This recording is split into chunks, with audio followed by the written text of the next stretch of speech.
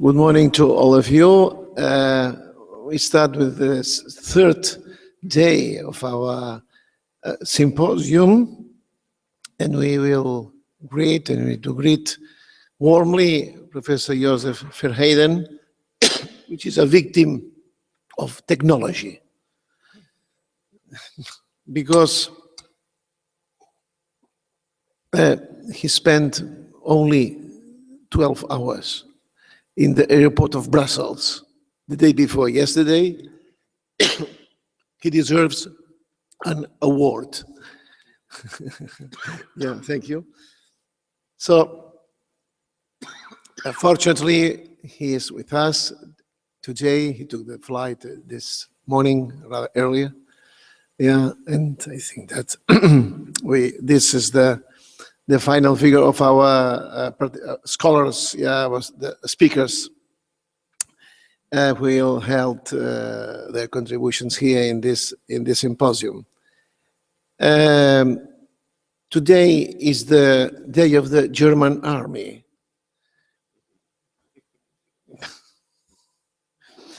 Because we'll start with Tobias Niklas. We'll continue with Thomas Kraus and Wolfgang Grünsteudel. Well, Austrian army this time, not only German, yeah. and Joseph Verheyen at the end of the day in this afternoon. So we will just continue with our reflections and our thoughts and insights about this complex and fascinating century, which is the second century and third centuries. And Tobias Niklas, although he's a rather young scholar and he's very engaged in so many fields, but he has found the time to develop so many projects and to help people to work. Yeah, not only his own projects, but also, to push people and to make possible so many, I would say, academic careers besides him. Yeah. Tobias Niklas is ordinary professor of New Testament and early Christianity in Regensburg. Regensburg for the Catholics is a kind of myth. Yeah. Because of Pope Benedict, yeah. And Tobias has worked on the Gospel of John and Revelation, early Christian Apocrypha, and reception of the New Testament. Reception of the New Testament is a very important word for today's session. Tobias, with Joseph Hayden and other people, 35 people, are working on a big project called Novum Testamentum Patristicum. I don't have to explain what is dealing with, but it's true that the 3 volumes have already been published: Galatians, Apocrypha as such, and First Peter, forthcoming, I think. Yeah, good. So this is a very interesting project coming from a New Testament scholar. I mean, not only from a patristic scholar, but from a New Testament scholar, which is very useful for us. Yeah. So Tobias, thank you very much for your presence, and the floor for you. Thank you very much for the introduction. I have to say, your laudatio was a little bit ambivalent. I must understand it as I am someone who creates work for others. It's not so. And the other point, of course, we don't have a German day, but perhaps we should have a Bavarian morning, and this is even better. So I would like to speak not about mainly with a focus on the development of the canon, but about a topic about the function of New Testament canon in a certain context, which I regard as highly important. Although many details of the debate are still open, the 4th century Common Era is usually seen as a time decisive for the far or less final formation of the New Testament canon. Of course, quite certainly, not every Christian group accepted the famous list given by Athanasius of Alexandria in his widely known 69th Paschal letter of the year 367 Common Era. Discussions regarding some of the Catholic epistles we will hear later, or Revelation, Hebrews, but also texts like 3 Corinthians, were still open, at least in some regions of the rapidly growing Christian world. I do not want to challenge this view of the development of the canon as a development of several book collections, the roots of which certainly go back to the 2nd century Common Era, as we have heard yesterday, and perhaps even to the 1st century. I would like to ask a related question. The acceptance of a New Testament canon identical, or at least close to what we understood as a New Testament, does not per se mean that this canon had a function identical to the one it had, or it has in the 19th to 21st century, very often Protestant, but always academic circles of bookish people like myself, who reconstruct and reconstructed the history of the New Testament canon. If I'm allowed to tell a short personal story. Contrary to my parents' home, which was filled with certainly much more than 1,000 books, my grandmother did not own much more than half a dozen of books, the most impressive of them being a beautiful and certainly expensive Bible. A Bible, however, which looked as if it had never been touched by anything else than by a feather duster once a week. My grandmother was by no means an illiterate person. She read the newspaper every day and had a standing order of several yellow press magazines. She also was an admirably pious person, who had worked as a tailor most of her life and simply did not get the chance to develop interests like the ones my life context allows me today. As part of a 20th century Bavarian Catholic milieu, she was by no means uneducated in religious matters. Compared to even many students of theology today, her overall knowledge of religious matters was probably quite high.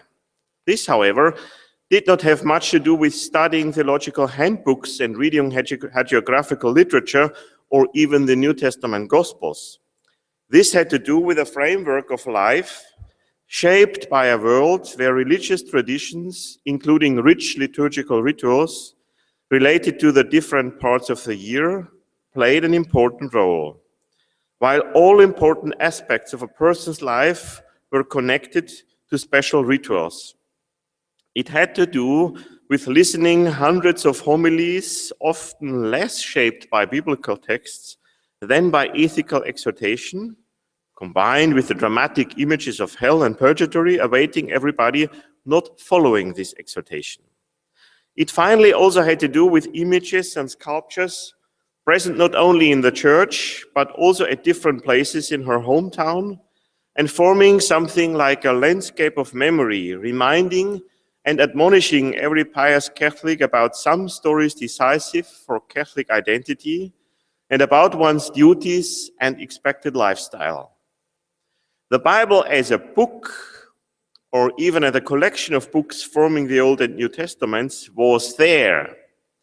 It existed and could be looked at, but did not directly play a major role in this world.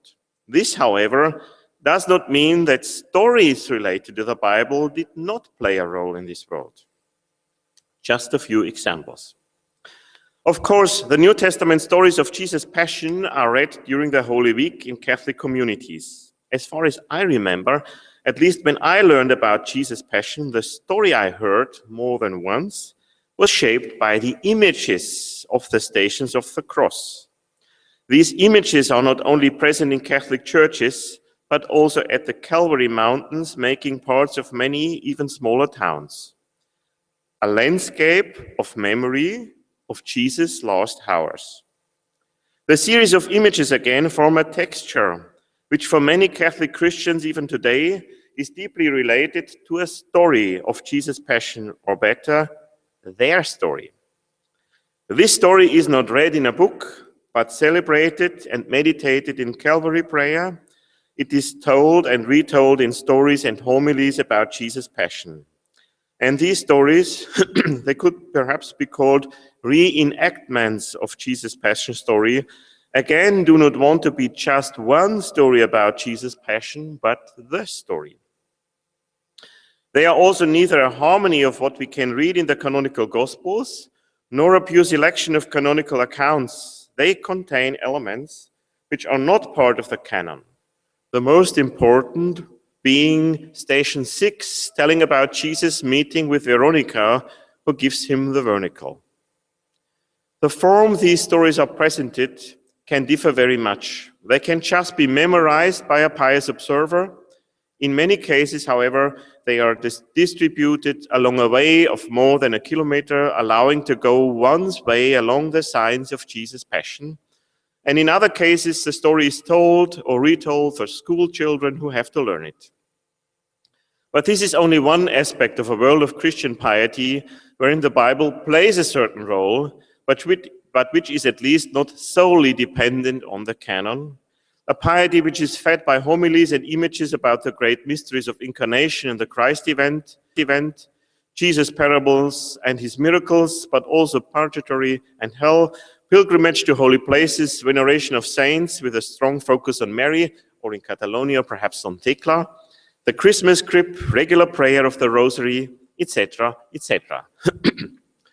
Of course, mid-20th century Bavaria is not antiquity, even if some people would think that.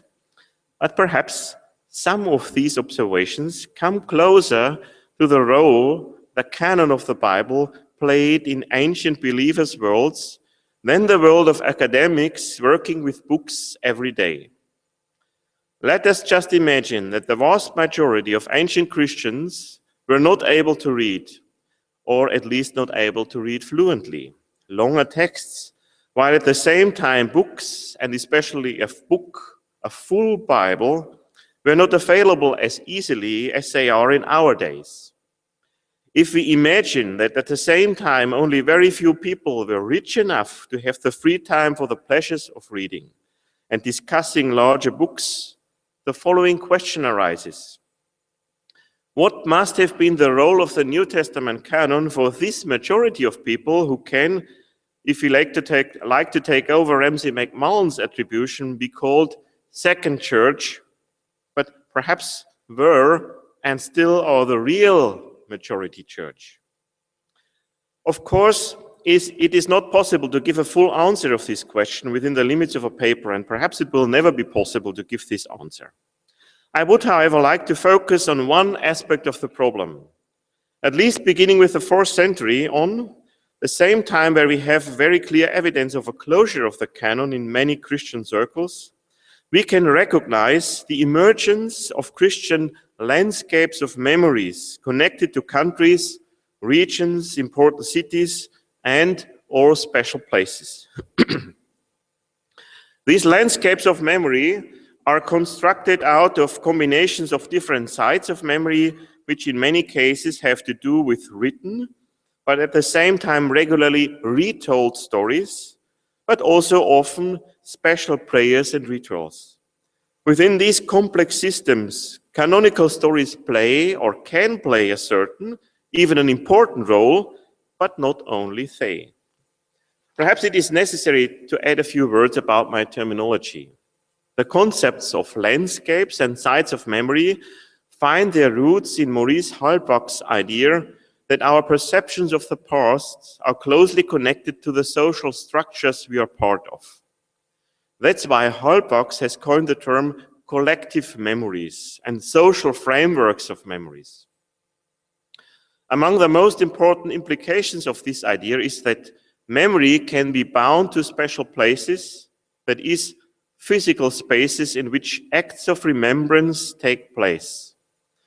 This can, for example, be applied to the Holy Land with its many sites, remembering events in the life of Jesus, the apostles, but also Old Testament figures, which through the combination of sites, rituals connected to the sites, and stories connected to the rituals, can be understood as a landscape of memory for different religious communities until today.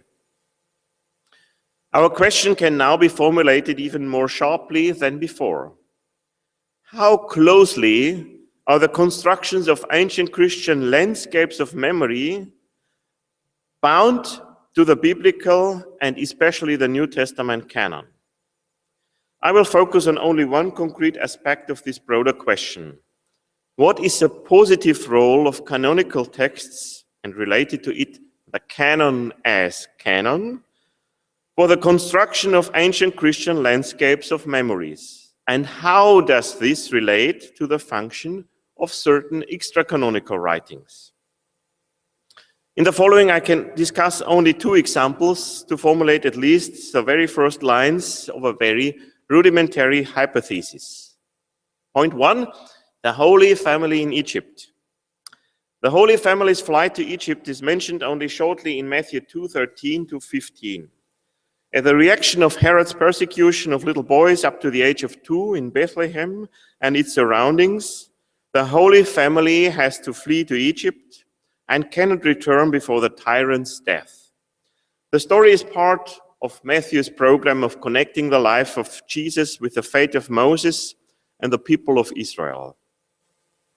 While today, the story's historicity is usually doubted, in antiquity, even a pagan opponent of Christianity took it for true and used it to show that Jesus must have been a charlatan and sorcerer who had gained his knowledge about magic during his early years in Egypt. I quote Celsus, a philosopher of Alexandria.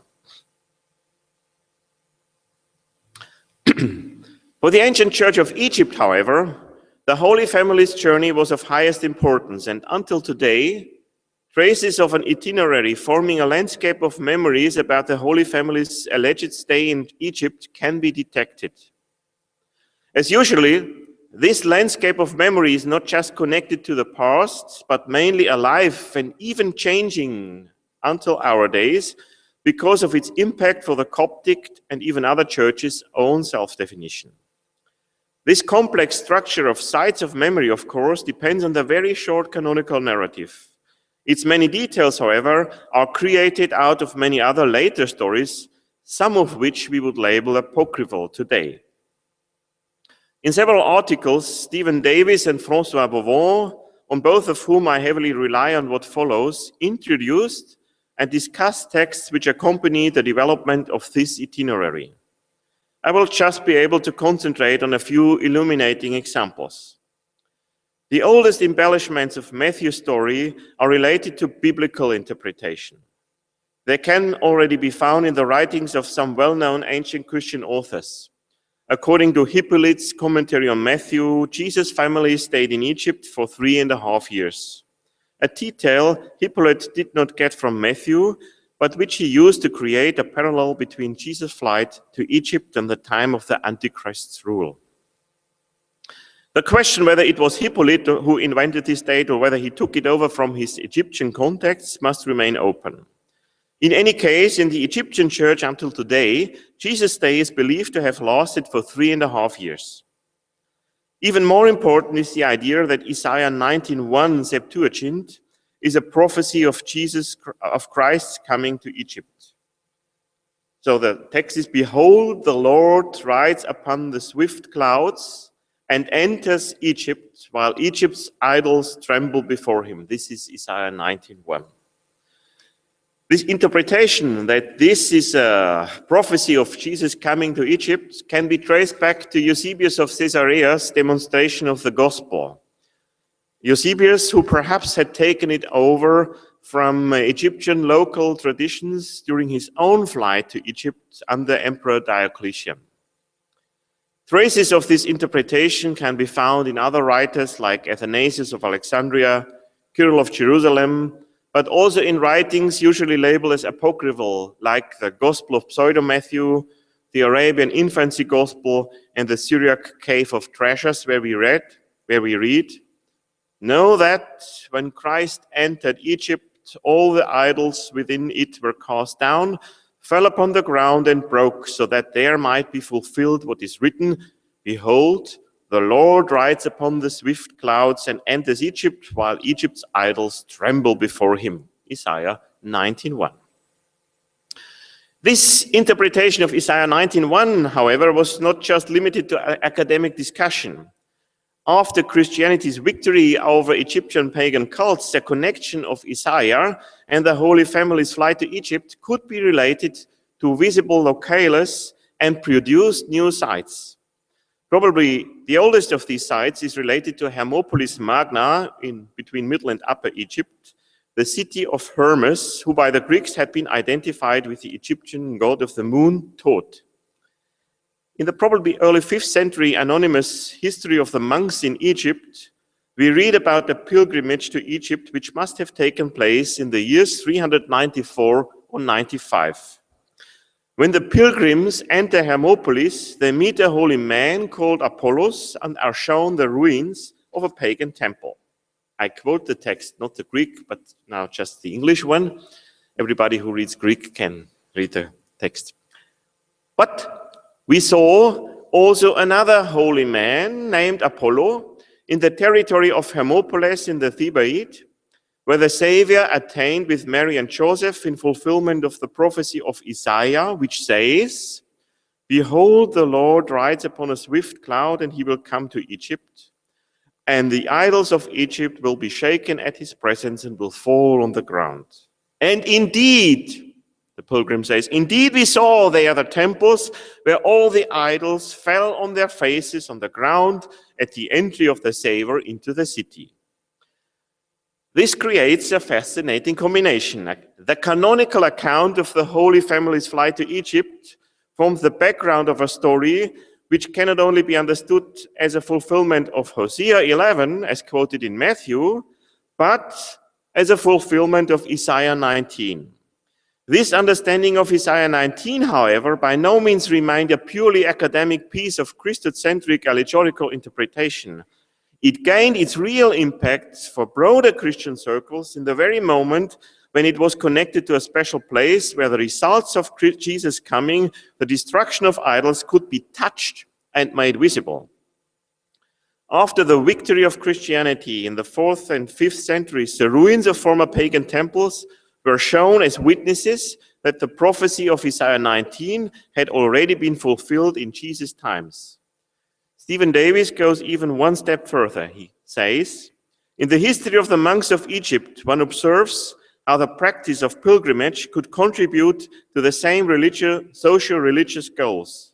By visiting the ruins of a pharaonic temple and by taking the leaves and twigs of an ancient tree home as healing relics, Egyptian Christian pilgrims were effectively exorcising the ghosts or demons of the past and reclaiming the architectural and natural landscape as holy ground.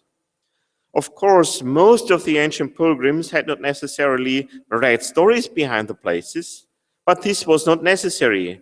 There must have been people who earned their money by telling stories about Jesus and his family in Hermopolis. Hermopolis Magna is, of course, not the only place in Egypt which has been connected to the Holy Family's flight. Until the Middle Ages, complex itineraries were constructed. At the same time, a whole flow of stories was connected to the sites. Some of them are preserved as apocrypha, or what we would call apocrypha, some as parts of homilies, and in some cases we even have the accounts of visions and revelations confirming ancient pilgrimage practices and the stories connected to them. Just a few examples. The 9th century Church of the Holy Virgin in Harat Zuwaila, close to Cairo, not only marks a spot where the Holy Family rested, but contains a well which, according to the tradition, has been blessed by the child Jesus and the waters of which have curative power. 100 of years later, several appearances of Mary to the Coptic Pope Matthew are located at this place.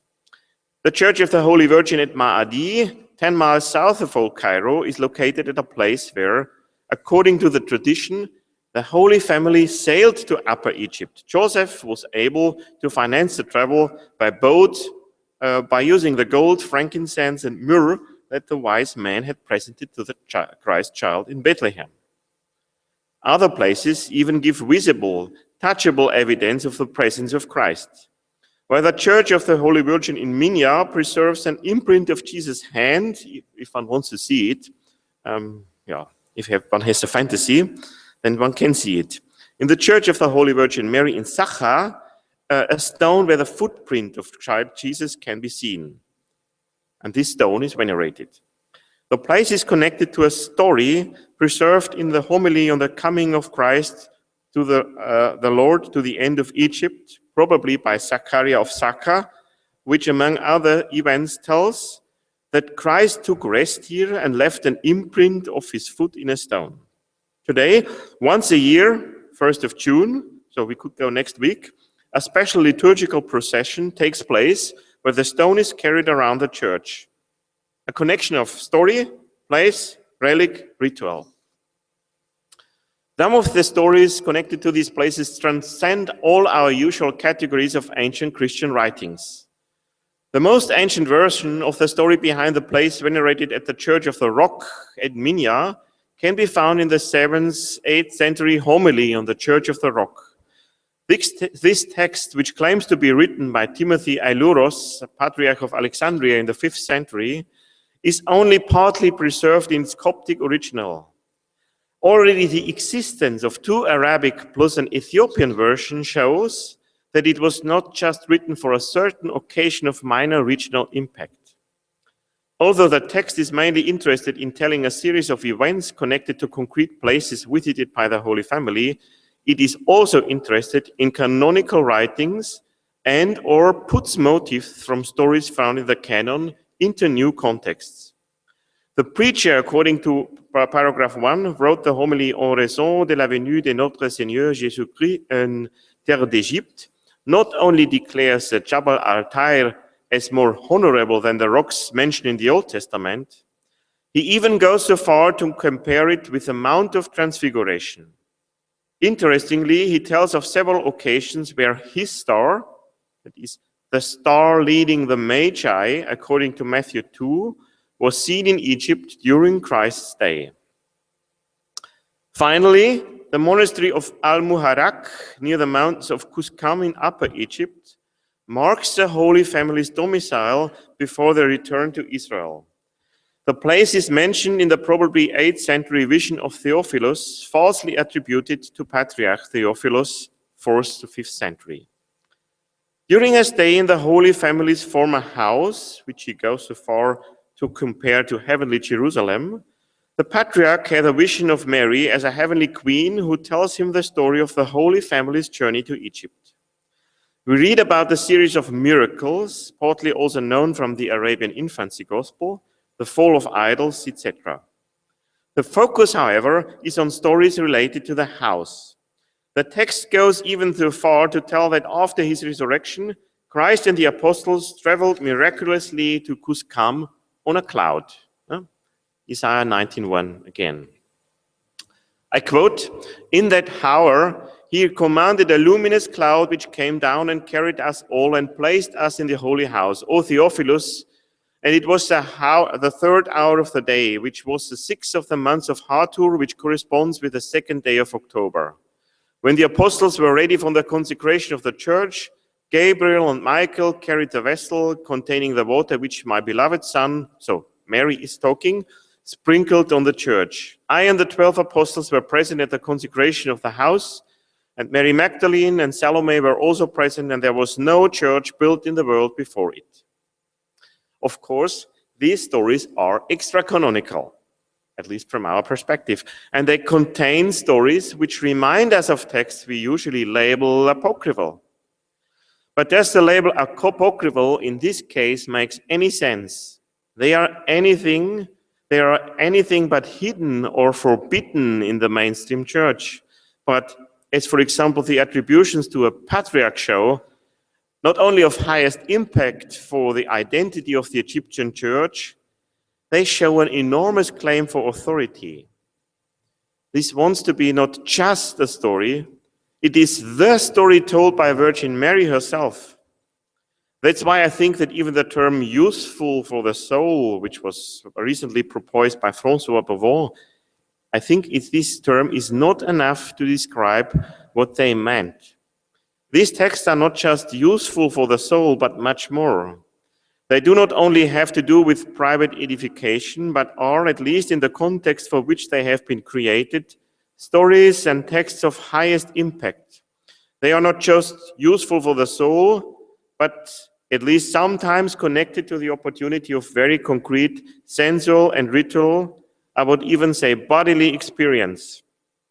Of course, they are at least indirectly connected to New Testament stories, plus the interpretation of Old Testament texts. They partly build upon the texts going back to the canon, but this canon does not provide any limits for their imagination and theological reasoning.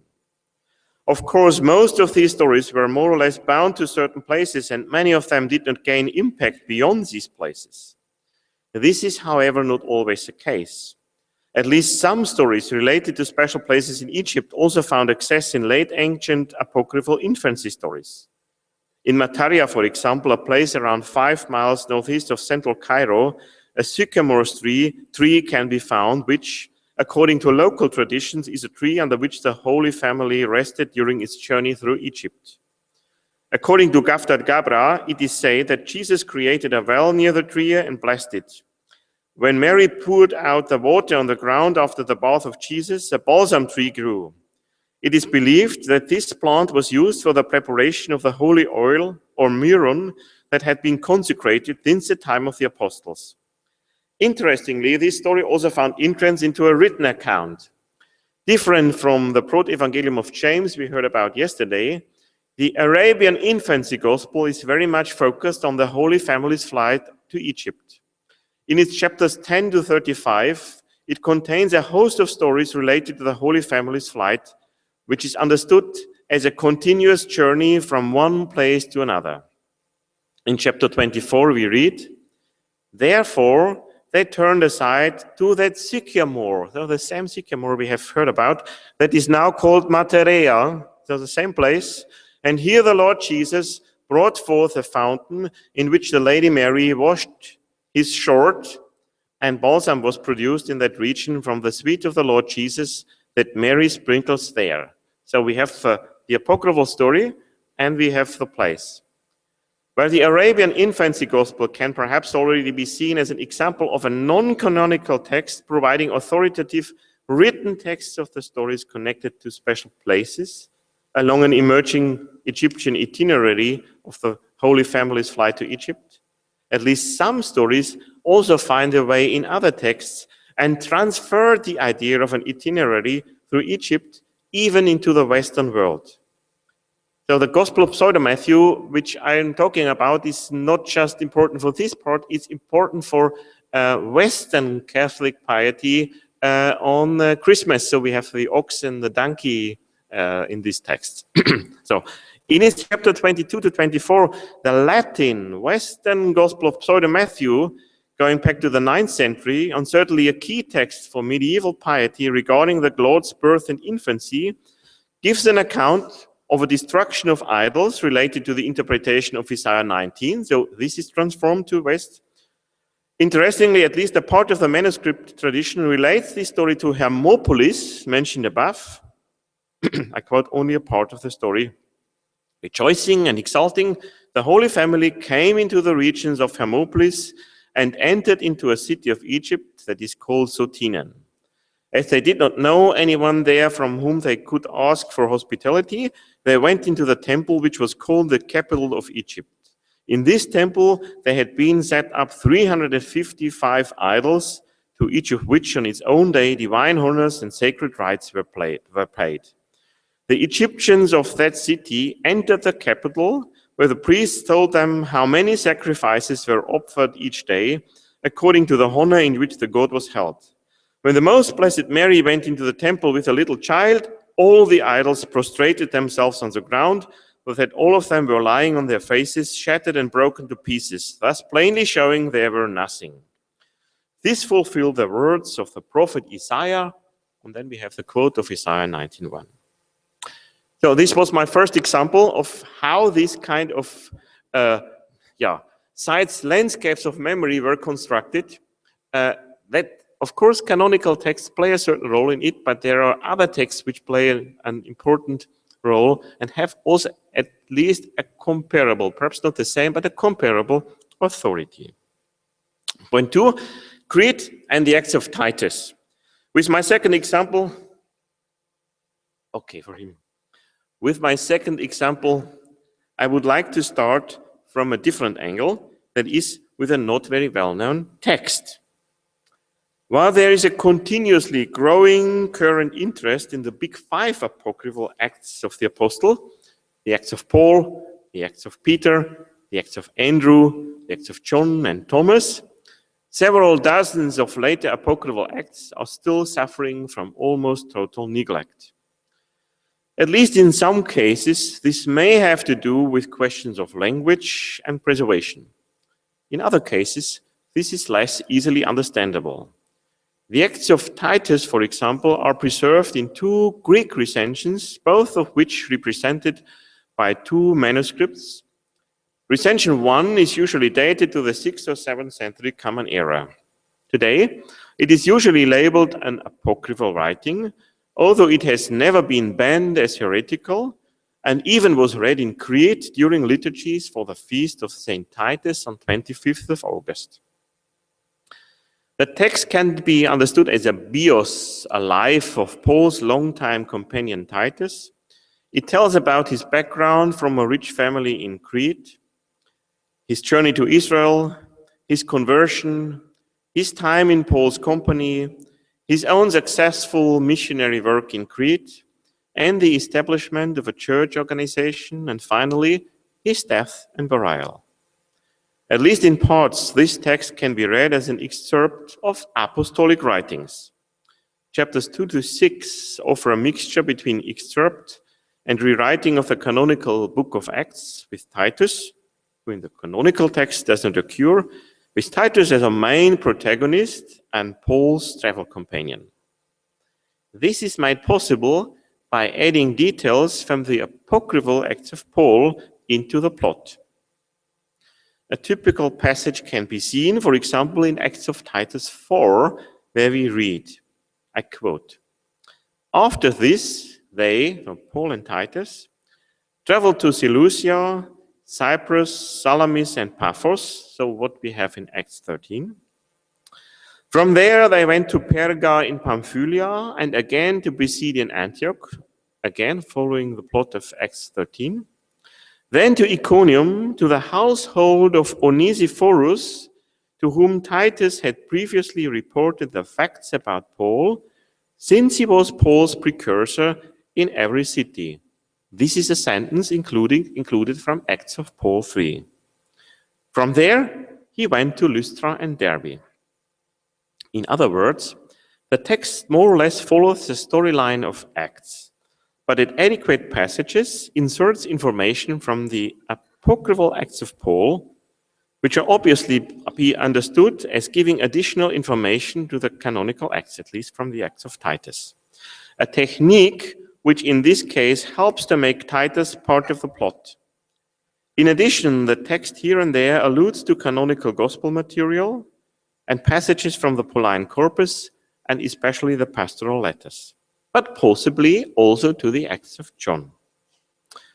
Already, this shows that it is more interested in putting together information from writings that can be labeled apostolic or narrating about apostolic times than distinguishing between canonical and extra-canonical texts.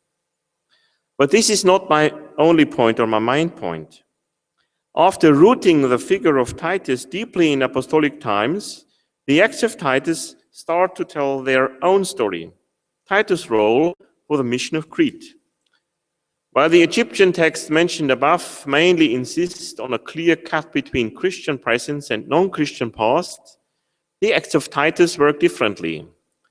By describing Titus as a descendant of Minos, king of Crete, and making him a part of a leading family in Crete, they bind Titus, the Christian missionary, to Crete's legendary past and make him the representative of the new, also an element of continuity to the legendary past. Of course, Titus has to overcome the Cretans' veneration of idols. Several passages tell as more or less expected, about the miraculous destruction of idols and their temples.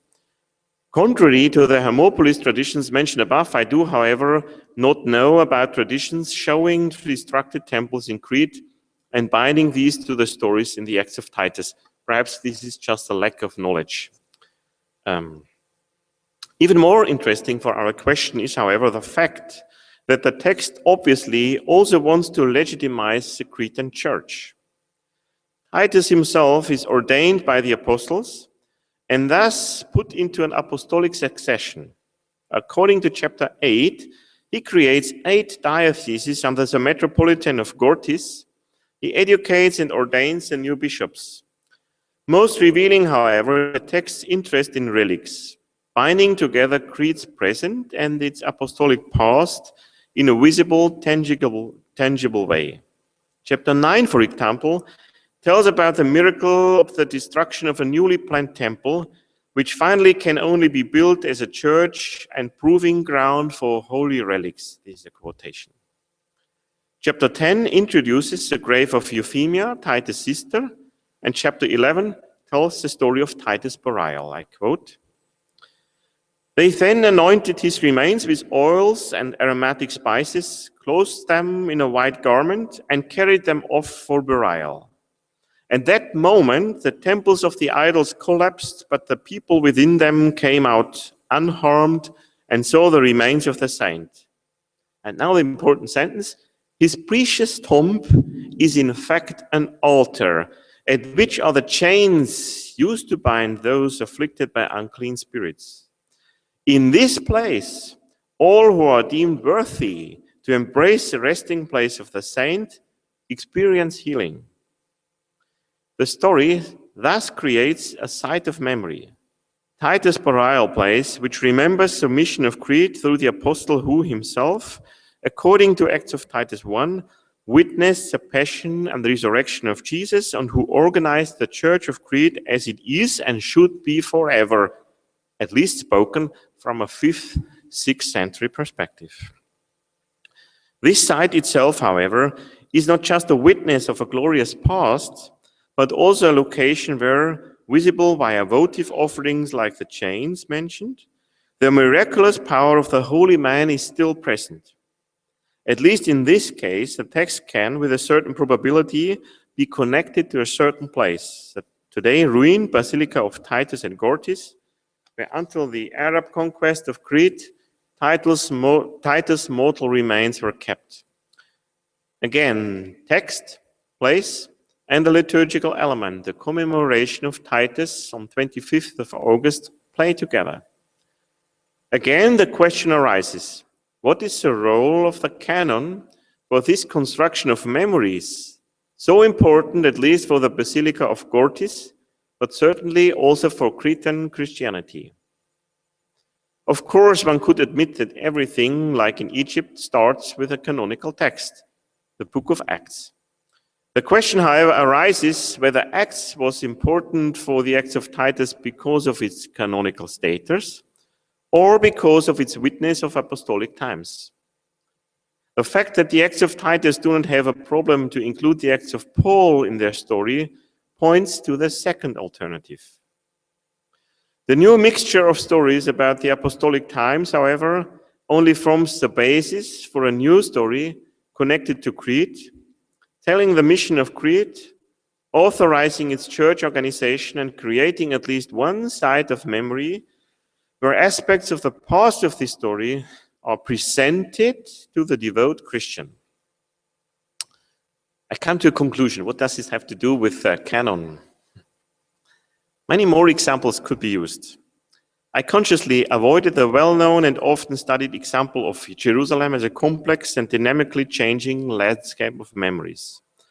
I also did not speak about Rome, but even more examples would be possible. One could discuss texts like the history of Joseph the Carpenter and the Paidica, usually called Infancy Gospel of Thomas, and their connections to local traditions in Palestine.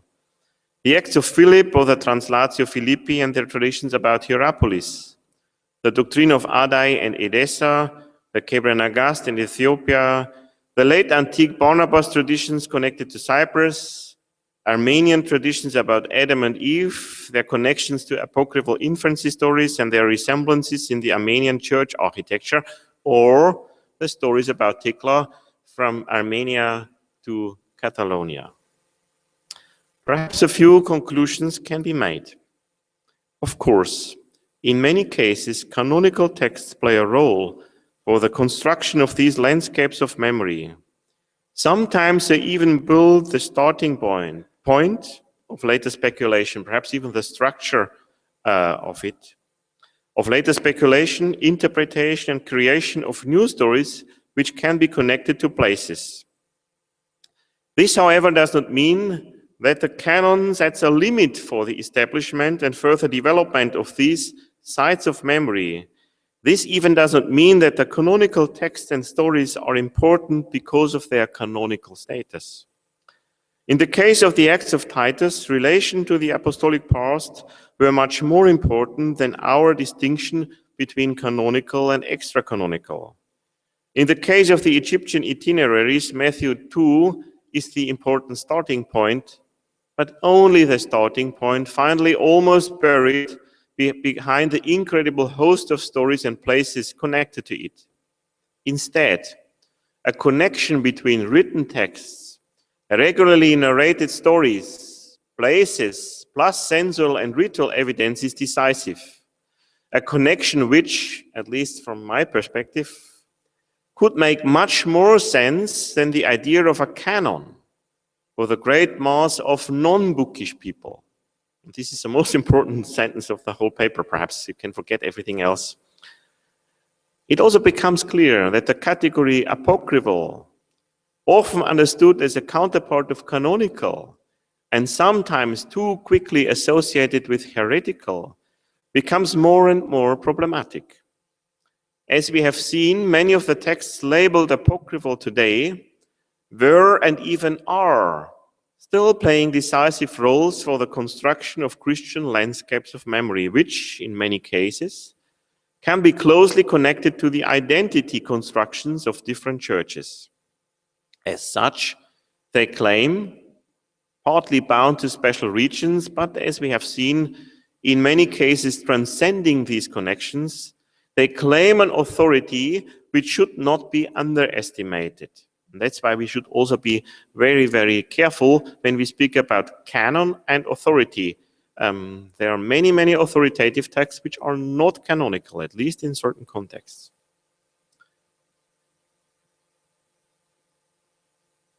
Should we call these texts useful for the soul, as François Bouvon has proposed? This is possible. Even if I do not have a better proposal, however, I think this term does not, at least not always, go far enough to show their impact for the even bodily experiences of people visiting the sites of memory discussed. But this is not the only distinction of categories which becomes problematic. Should a text like the Vision of Theophilus, quoted above, or the Homily of the Church of the Rock, which is with its use of so many traditions sounding apocryphal, should such a text be labeled apocryphal if it is bound to a church authority like the Patriarch of Egypt? Or is it just hagiographical? Or is it part of patristic literature? Point 3. The question about the relation between the development of the Christian canon and its role and function for the development of Christian landscapes of memory, of course, also points to the relation of two fields of study, New Testament and early Christianity. New Testament studies are first and foremost concerned with a collection of books. Early Christian studies, however, should be much more than just being concerned with a few more books. They should be concerned with the construction of a cult or a religion, if we want to use the term, which is not only a religion of the book, but also, and for many people certainly even more, a religion of memories, wherein this book plays a certain role, but not the only one. Thank you very much.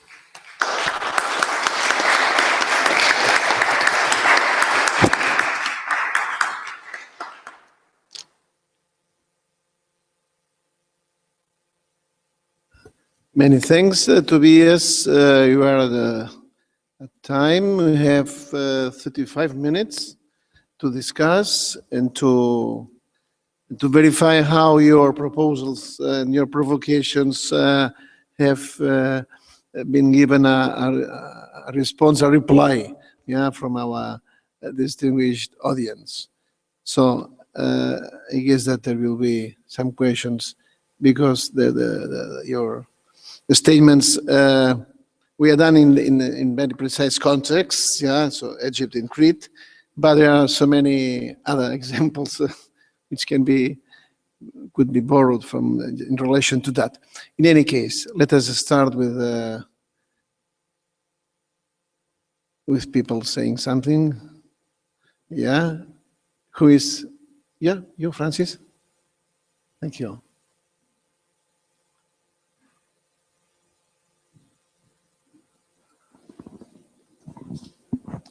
Thank you very much indeed for a fascinating, very rich paper. I'd just like to comment on what you say at the end in the sentence you said, which was particularly important, where you use the expression, the great mass of non-bookish people. Just a couple of comments on that. The first is that I think we should realize that there were a very large number of people who did read canonical texts, and the evidence of all those papyrus remains from Oxyrhynchus and so on indicates a huge number of highly literate Christian people, at least in major urban contexts, who did engage with these texts. Of course, they read many other Christian texts as well, but we should not I think, create the impression that it was only a tiny minority of people who ever read a book. So possibly your grandmother was not entirely representative of the Christian population of antiquity. The second point is that even people who were indeed non-bookish, such as your grandmother, would of course have encountered the canonical texts on a regular basis as they attend church each Sunday, and they will do that probably more frequently than they take part in pilgrimage-like events like the ones you describe. So they will typically hear passages from the Old Testament, passages from the Gospels, probably passages from the Epistles, read in church Sunday by Sunday. They will be expected to listen to them. They will become familiar with the stories. The text will be referred to some extent, at least in homilies.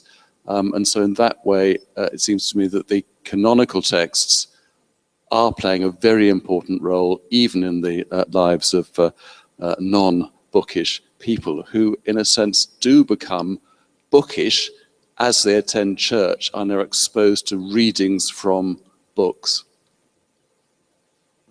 Thank you very much for this question, this remark.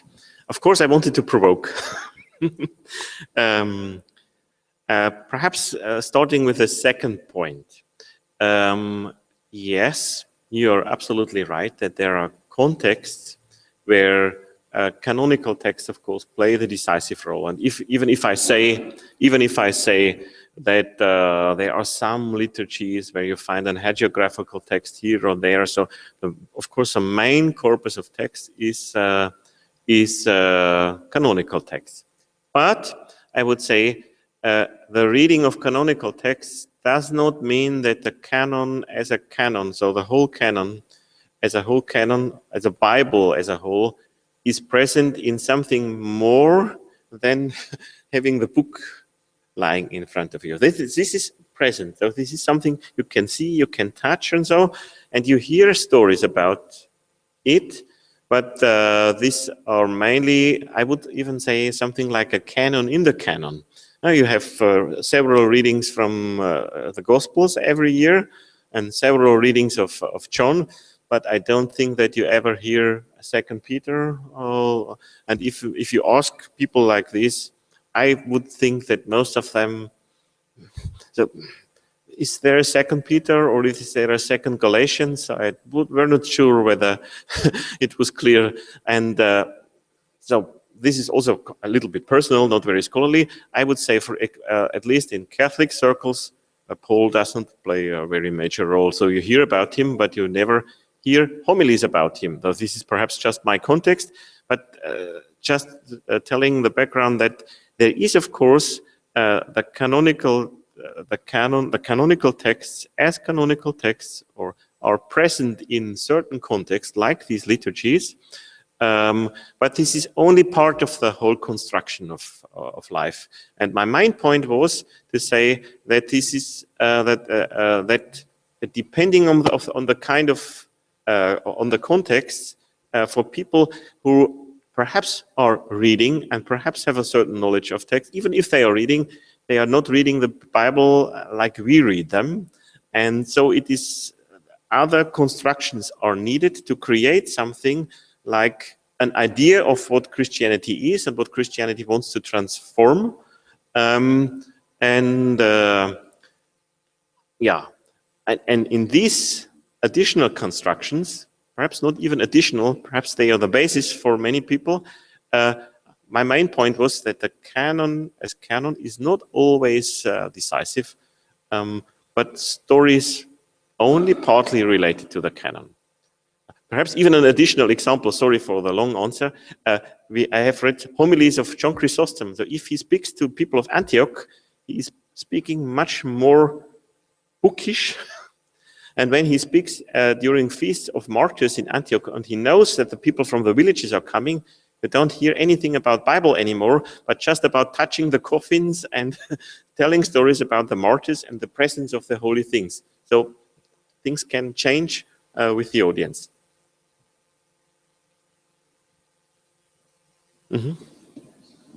Yeah.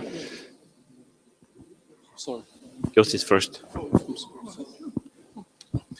Thank you. Well, Tobias, thank you very much for this fine paper.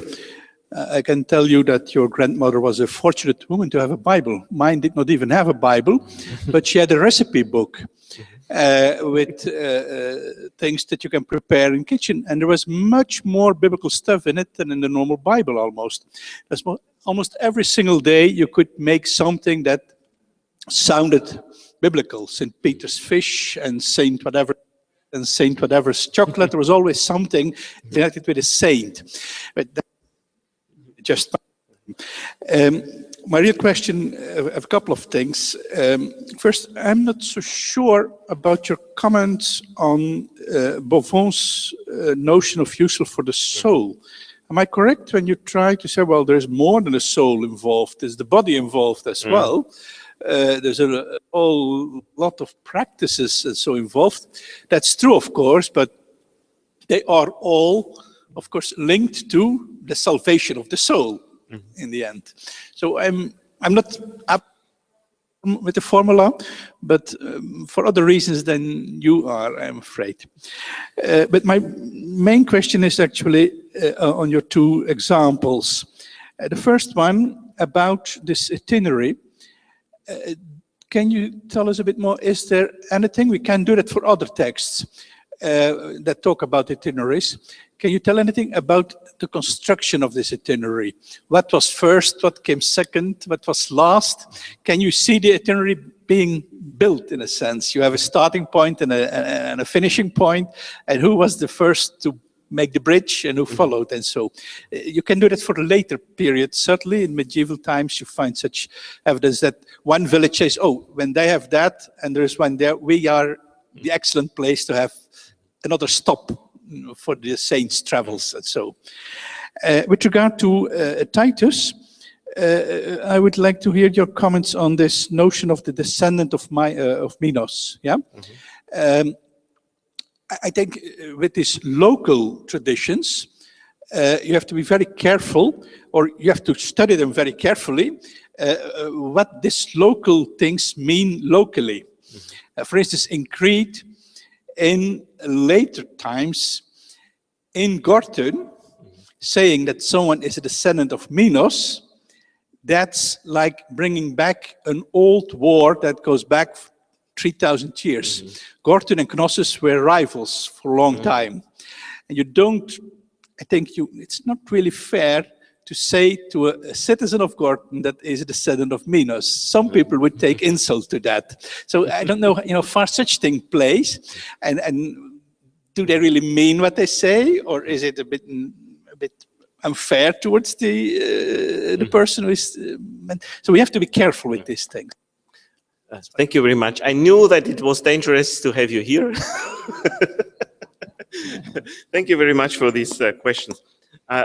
Actually, I would like to start with a recipe book, because a recipe book, I think, would be part of what I would see as something like a world where these things play a role, and where also the distinctions between canon and non-canonical things are not really present. This was the easiest thing. The second one, useful for the soul. Perhaps I was not clear enough what was my main point. Why? So of course, on the one hand, one could say this bodily experience, and this is not just useful for the soul. As far as I read Beauvoir, and as far as I understood him, my feeling is that for him, this useful for the soul mainly means that this is something which is for some private edification. And perhaps, I'm not sure whether I have read him correctly or so. And I mainly wanted to say that this is not the main point, that I'm sitting at home. Okay. Oh. No va això? Sí? Again? Ara sí? Then I take this one. It's working again. So the main point for me was that this is not something like a private book which I read in my home for being edified, but something which is part of a bigger construction. And then, of course, it is useful for the soul, but working in a different way. That was my main point. The third point, so of course, I cannot say anything but thank you regarding the Minos point, and I will have to change at least one sentence in a forthcoming publication on the Acts of Titus. I have to check this point. Thank you. Perhaps regarding Gortys and Gnosos, the point is that Titus is seen as a descendant of Minos in the very, very first chapter of the book, and also related to the great families of Crete. And that's why I thought this is, so the great families who have their roots in the past and so on. And that was the reason to say. And then he is connected to all of the island. So he's not just connected to Gortys, but in Gortys you can find his relics. So perhaps the relation is not so strong, but thank you for this point. And third, the itinerary, of course, is something which is fantastic. It's of course not always clear which place can be routed to which place first, but it is something also growing with parts of the church, going partly until the borders of Sudan, to have places everywhere in Egypt. The main focus is on the region of Cairo, but there are regions later coming in the region of the Red Sea, and there is an itinerary growing to the south. And there is the main point is this place where the house of the alleged house of the Holy Family is. And then you have places in between, and of course these places are in distances where a pilgrim, you can always say the Holy Family walked 25 kilometers in between, but also places where a pilgrim can also say, now it's a good place for rest, and then you have a story around. And the interesting thing is that these stories there are still new stories coming. So there has been a new church, I think from the Jesuits, in some 50 years ago in Cairo, and after that, or shortly before that, there was a vision, also a vision of Mary telling that they also have been here and there, and so. So in this case, one can say, okay, first there was a vision and the need for a place of the, I think it was the Jesuits, but I'm not sure. So it could be also another group. But other groups besides the Coptic, one could say this in any case, other groups beside the Coptic Church also wanted to claim places for the Holy Family, and that meant that they also had new stories to their place, relating to their places. And the final word, in many cases, the pilgrimage tradition is something which is first. So you have itineraries, and then the stories emerge. And the final thing is that you have written stories. This is what I would say. Thank you, Tobias. It was very interesting to listen to you. And my question goes in that direction. One could draw from your presentation the conclusion that the difference or a distinction between canonical and non-canonical texts should be dissolved or abolished. And that would be, in my view, an exaggeration, or it would cause a wrong impression, because there was a certain perspective or a certain awareness of texts that are in the first place important for the church and for the Christian tradition. These texts are brought together in books, and from these books, in the services and in the community gatherings, certain pericopes were read, and these books were and are present in the services of the churches and so on. And on the other hand, of course, there are always surrounding texts and surrounding stories and images and so on. And therefore, I would like to ask you, shouldn't we be aware of a distinction of texts that are in the first place important because they are regarded as Holy Scripture or as the Bible, and interpretive contexts for these texts and these surrounding traditions and texts are of course always present, but they are not the same as the Bible that is read in the church, and that is the foundation of the Christian tradition. Was there not always, or let's say not always, but at least from the 4th century onwards, an awareness of such a distinction between the Bible and interpretations of the Bible? Thank you. I did not want to go so far to say, so I wanted to claim that many of the categories we use are problematic. This is the main point. I did not want to say that we should abandon the categories canon and non-canonical. So I would not go so far.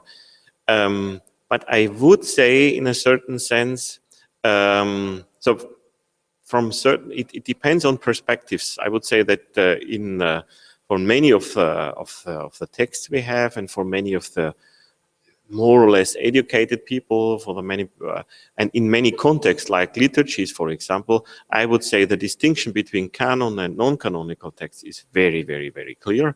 You can also say from the perspective of reception histories, you don't write commentaries on the Protevangelium Jacobi, you write commentaries on canonical texts, not on every canonical text, etc., etc.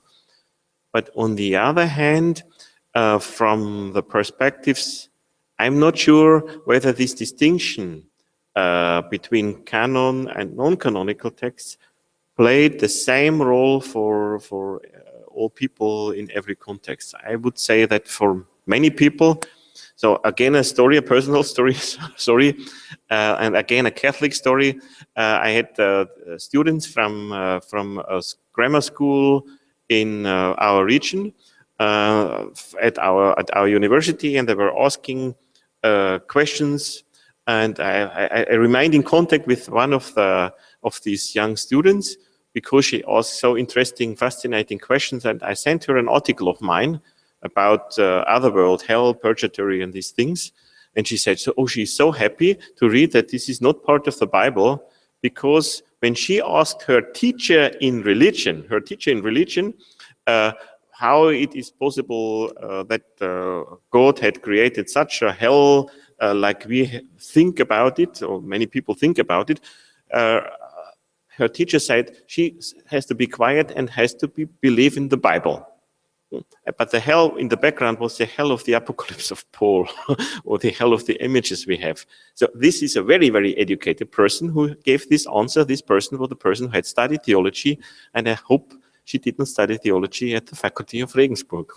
So that's one of the points. So that just to say that I'm not sure whether these perspectives we have in texts of the intellectuals and in texts of people who were bishops or priests or monks or so, who studied the Bible, are always the same perspective than the perspective we had of the people who are silent now. So this is, of course, arguing from a perspective we do not have anymore. So, but perhaps two things which I would say, so we could discuss in how far there is this distinction. I would say you're absolutely right that for many people and in many contexts there is this very clear distinction.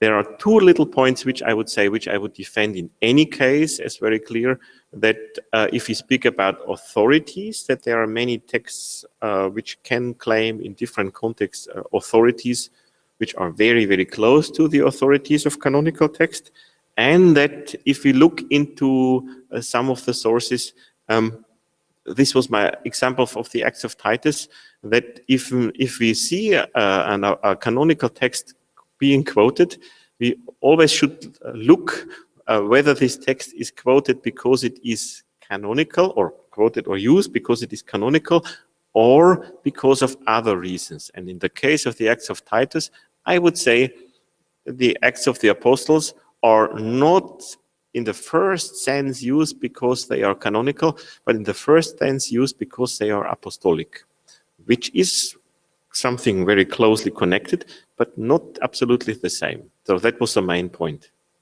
Thank you. Thank you, Tobias, for your presentation. Of course, I always agree with you, not just because of friendship. He has to fly back with the same flight, so. That's it. But I have a remark and then a very ignorant question. The first is the remark about what you said, the motive of the flight to Egypt. This is also represented on gems, is a motive for a fixed program on armbands, on bracelets, and also on pilgrim flasks. So that shows that this motive was very, very popular with the people. And with this popular with the people, I come to my ignorant question, a question which I, in different phrasing, I'm often asked because of the things I'm doing. Your examples are rather late.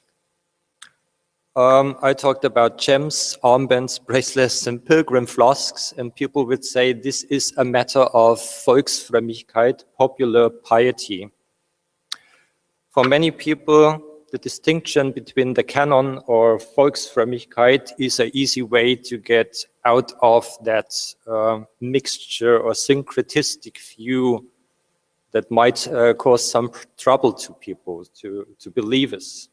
Of course, as a Catholic, and you pointed that out, we don't have any problems with some syncretistic practices and this or that. Nevertheless, when I look at the canon, sola scriptura, and all of that, basically what do you examples have to do with the history of the canon? It's not my question, it's a question I'm often asked when I'm working on what I present later on, for example.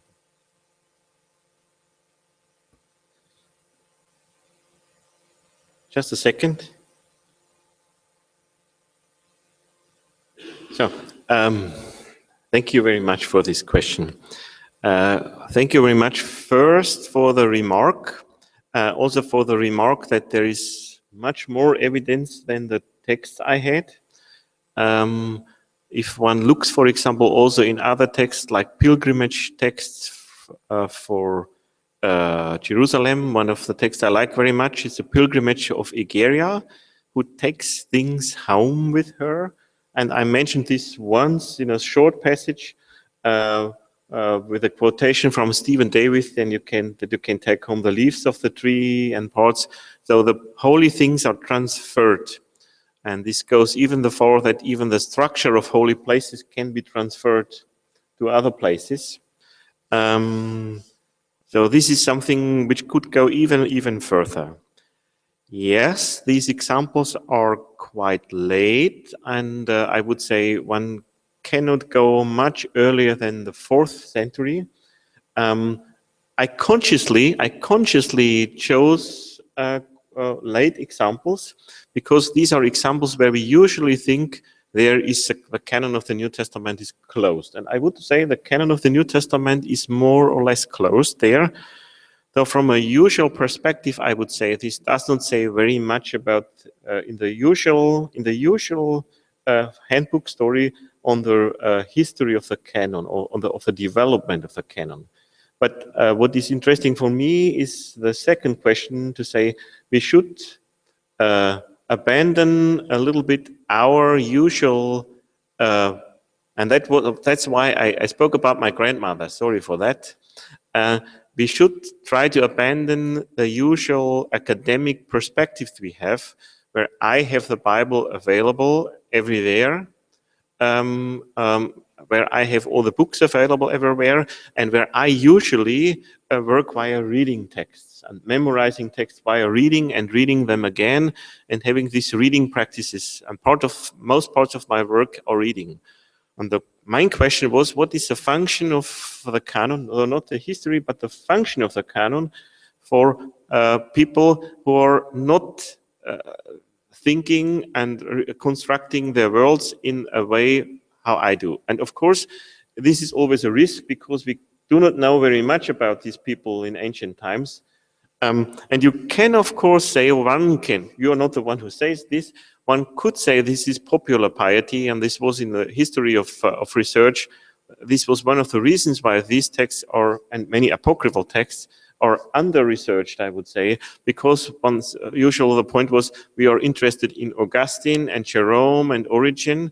Of course, we should still be interested in these texts, but we are not interested in the other people. So, but if we think that perhaps Augustine and Origen and Jerome and others, or John Chrysostom, are just representing a very, very, very small minority, this is one point. And if we also see that Justin and Origen and Augustine can partly argue in manners which are very, very sophisticated and academic, but also argue with, Augustine speaks about magic or so, argue in comparable manners. So John Chrysostom's homilies, which I quoted, he speaks about smelling holiness, for example, touching holiness and things. So he's not somebody who tells these things because he does not believe. I think he believes this himself. He's himself part of this world and part of this construction. So I think this is not just the second church, like Ramsay MacMahon said, and Ramsay MacMahon wanted to put this second church into the light anew.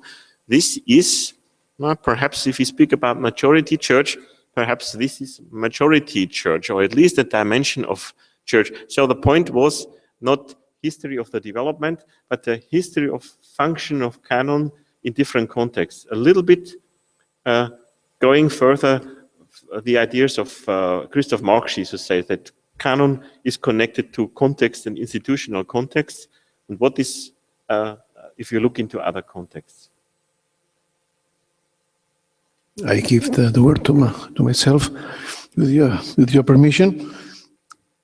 Well, in the 12th century, in the monastery of Vallbona de los Monges, a Cistercian abbey not far away from here, 130 kilometers, there is a nice Iptateuch.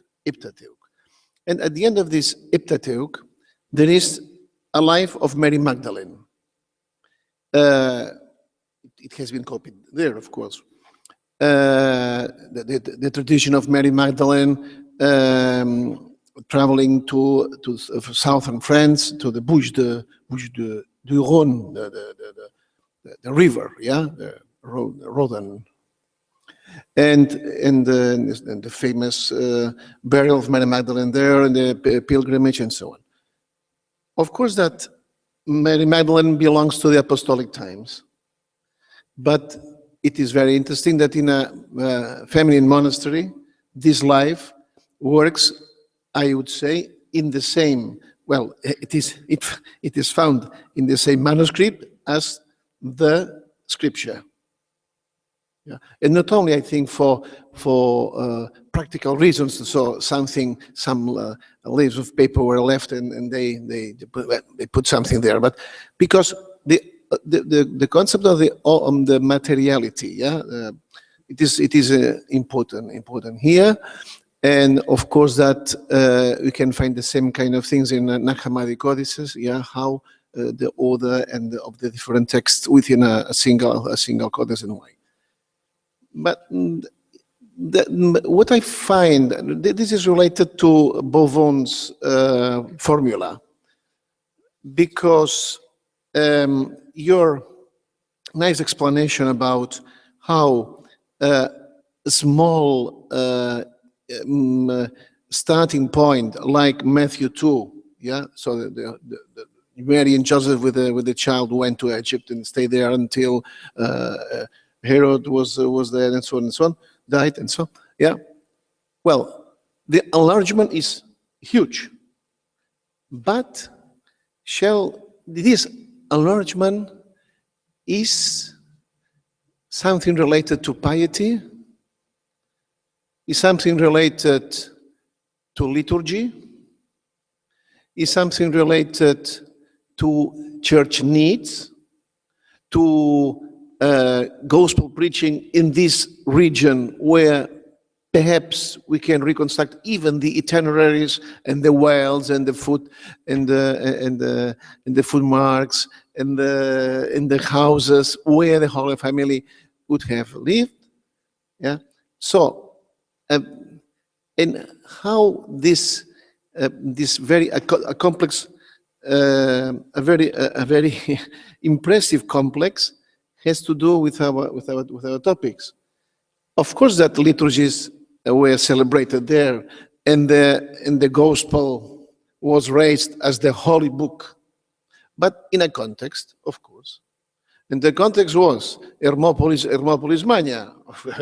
If you are there in the feast of the Holy Family staying in Hermopolis Magna, the liturgy will be followed by thousands of people.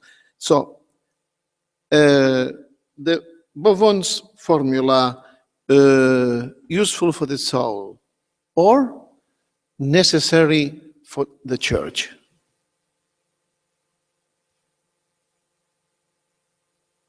In the positive sense, yeah, not in the negative sense. This is not an ecclesiastical statement, but you have to be there as a Church of Christ in a context where the strength of the ancient Egyptian believings was very strong. Take the history of Joseph the carpenter and the contraposition with thoughts, ideas, and the Book of Dead, and so on and so on. So necessary for church. Thank you very much. This is, of course, we are now I think this is an ecumenical question. I think some of us, just for the others, some of us have yesterday visited the wonderful parish in Sitges, and in Sitges, also with the president. Sitges, Baldi, yeah? So I'm not sure whether I pronounce it correctly. I'm still so under the impression with also all these statues present, partly of these parts of these rituals, with Mary very much present, Bartholomew very much present, and Thecla very much present. The pelican present from the Physiologus and others, and this, as we have been told, connected to rituals, which partly even for me as a Catholic of the 21st century sounds strange. Sorry for that. But I understand them perhaps that they are connected to my own past, and that, of course, these things have to play new roles in new contexts. Yeah? They should grow, they should be dynamically changing, like they have been dynamically changing for also in antiquity, in medieval times. They should also be criticized if they are going too far, or do not have to do anything with the roots anymore. But I would agree that in a certain sense, at least from my perspective, and here I have a Catholic perspective, necessary for the church is not a bad description of, of what these texts or some of these stories can be, at least from my perspective, or necessary for many people in the church, perhaps. So. Pels catalanoparlants, a Sitges hi ha una escena fantàstica de Maria i Josep pujant a dalt d'una petita barca, el roquet és darrere, i ara, llegint el seu text, he vist que era una tradició egípcia del segle VII. Com ha arribat a Sitges? Francament, no ho sé, però és allà. We have two words, Wolfgang and Jens again, and 2 minutes. I don't know how to do it. Wolfgang, go.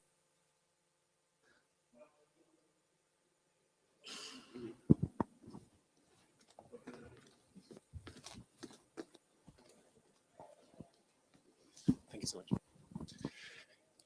So a very short question. So thank you very much for your brilliant paper. And just a question to learn to write such papers as you presented.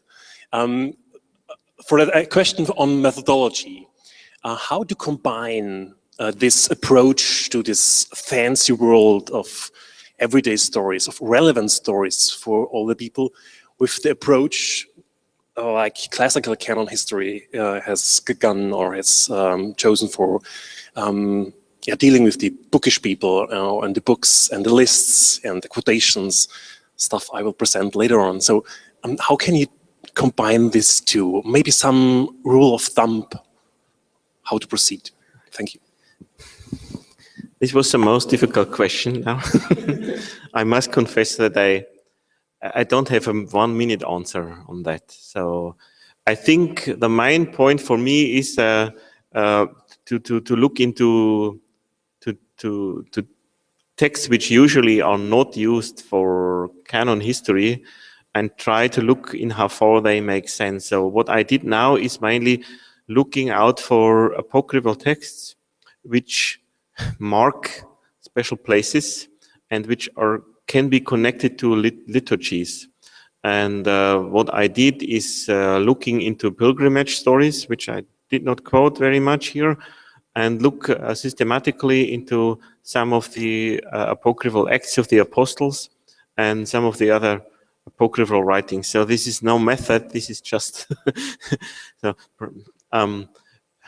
so this is something which I started to do some years ago, trying to find new sources about how we can deal with categories connected to canon history. Sorry for not giving a better answer.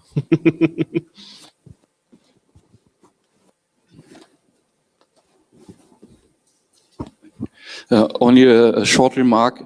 The well-known Protestant German scholar Hans von Campenhausen, in his famous book on the origin of a Christian Bible, towards the end formulates a sentence that I like very much, and therefore I quote it quite often. I will do so now again. Von Campenhausen writes, "The church has always lived not only from the Bible, but also from tradition." And I like that sentence very much because it is an important correction to the Protestant idea that the church could only rely on the Bible. So the sola scriptura principle. But from your presentation, one could draw a different conclusion that for the church it is enough to rely only on tradition. No. So that's why my last question would be, probably you would not go that far to say that that tradition is enough and we do not need the Bible anymore. I can give a quick answer, no, of course. And I could give perhaps an additional answer, which is perhaps helpful for clarification also in relation to what you said. I would say, to this point, necessary for the church, I would say it is necessary for any church to make a kind of a connection to the roots of what is our movement, to the origins, and to always understand these origins anew.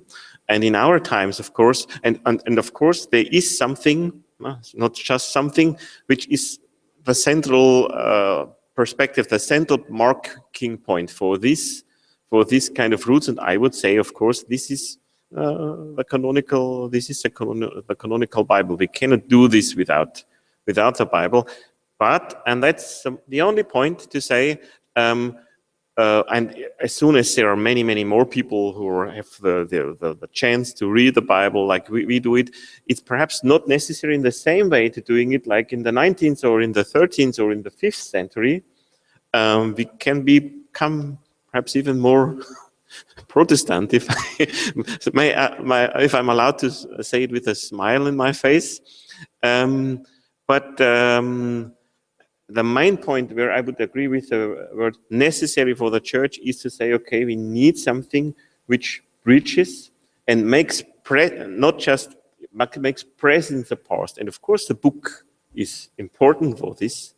But and that's perhaps a Catholic difference to say, in addition to the book, we have perhaps a little bit more focus on the ritual and a little bit more focus on even sensual things, which of course have to be changed in different ways. But I would totally agree with von Kampenhausen's wonderful sentence.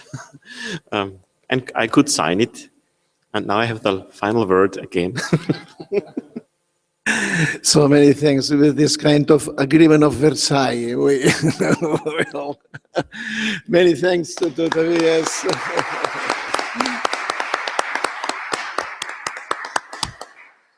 So 25 minutes, yeah, of pause. Thank you.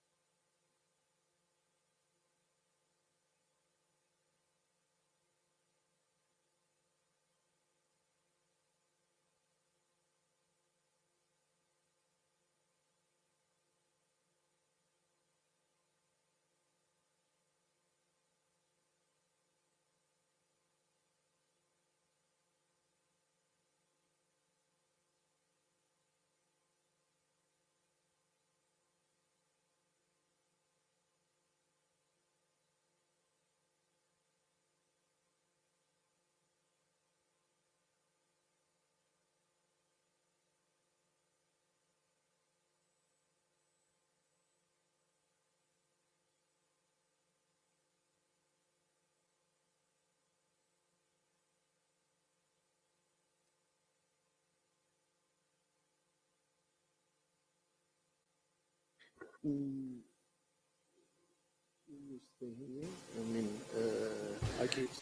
keep just look. Of course, you have the screen. You can move, and I will go there. Yeah, just to follow better.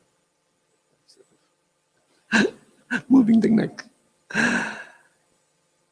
Benvolguts amics, iniciem altra vegada la sessió. The friends, that has started our second session. In front of you, our speaker, Thomas Jürgen Krause. Not Krause, but Krause. Good. Thomas Jürgen Krause, who is making a very interesting research in Zurich, in the field of the papyri. Thomas is the man of the papyri. So I don't know how many papyri he has at home, but I suppose that there are thousands of papyri. Yeah. Good. He wrote a doctoral thesis on Second Peter, and he is currently working on apocryphal texts, and specifically on the field of papyri. And of course, his main interest is reception history of now concretely of Psalm 90, according to Greek versions. So he will offer us a PowerPoint. So no handouts, and only just look at the screen and hear the explanations we'll give to us. Many thanks. Thomas. Thank you for the kind introduction, and thanks a lot for the invitation to come here. Makes me very proud, also happy. Of course, I could not bring all my papyri. I do not own any of them. So that's why I made a presentation, because it's often rather, let's say it straight ahead, it's rather boring to talk about objects and you don't show them. Descriptive texts we are used to, but nevertheless some images might be illustrative and also mind-provoking, put it that way. First of all, I've got to apologize for not being capable of addressing you in Catalan. I also have to apologize that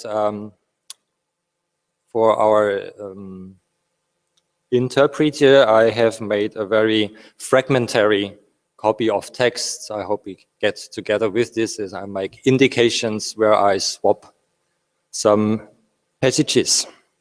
Miniature codices within the history of the New Testament canon. I'm not so sure about if I address the history of the New Testament canon at all, but probably you will help me afterwards in the discussion if I did and what we can make out of that. First, allow me to illustrate a little bit what I am talking about, even if some circumscriptions and definitions may appear pedantic or redundant to some of you. But I regard them as essential for a reassessment of format and genre of Christian manuscripts from the first 6 centuries. The homepage of the Miniature Book Society in the USA shows it all. At least that might be the impression after reading certain sections there and having browsed through the snapshots from its last general meeting, the MBS Grand Conclave 32 in Boston, August 15th to 17th, 2014.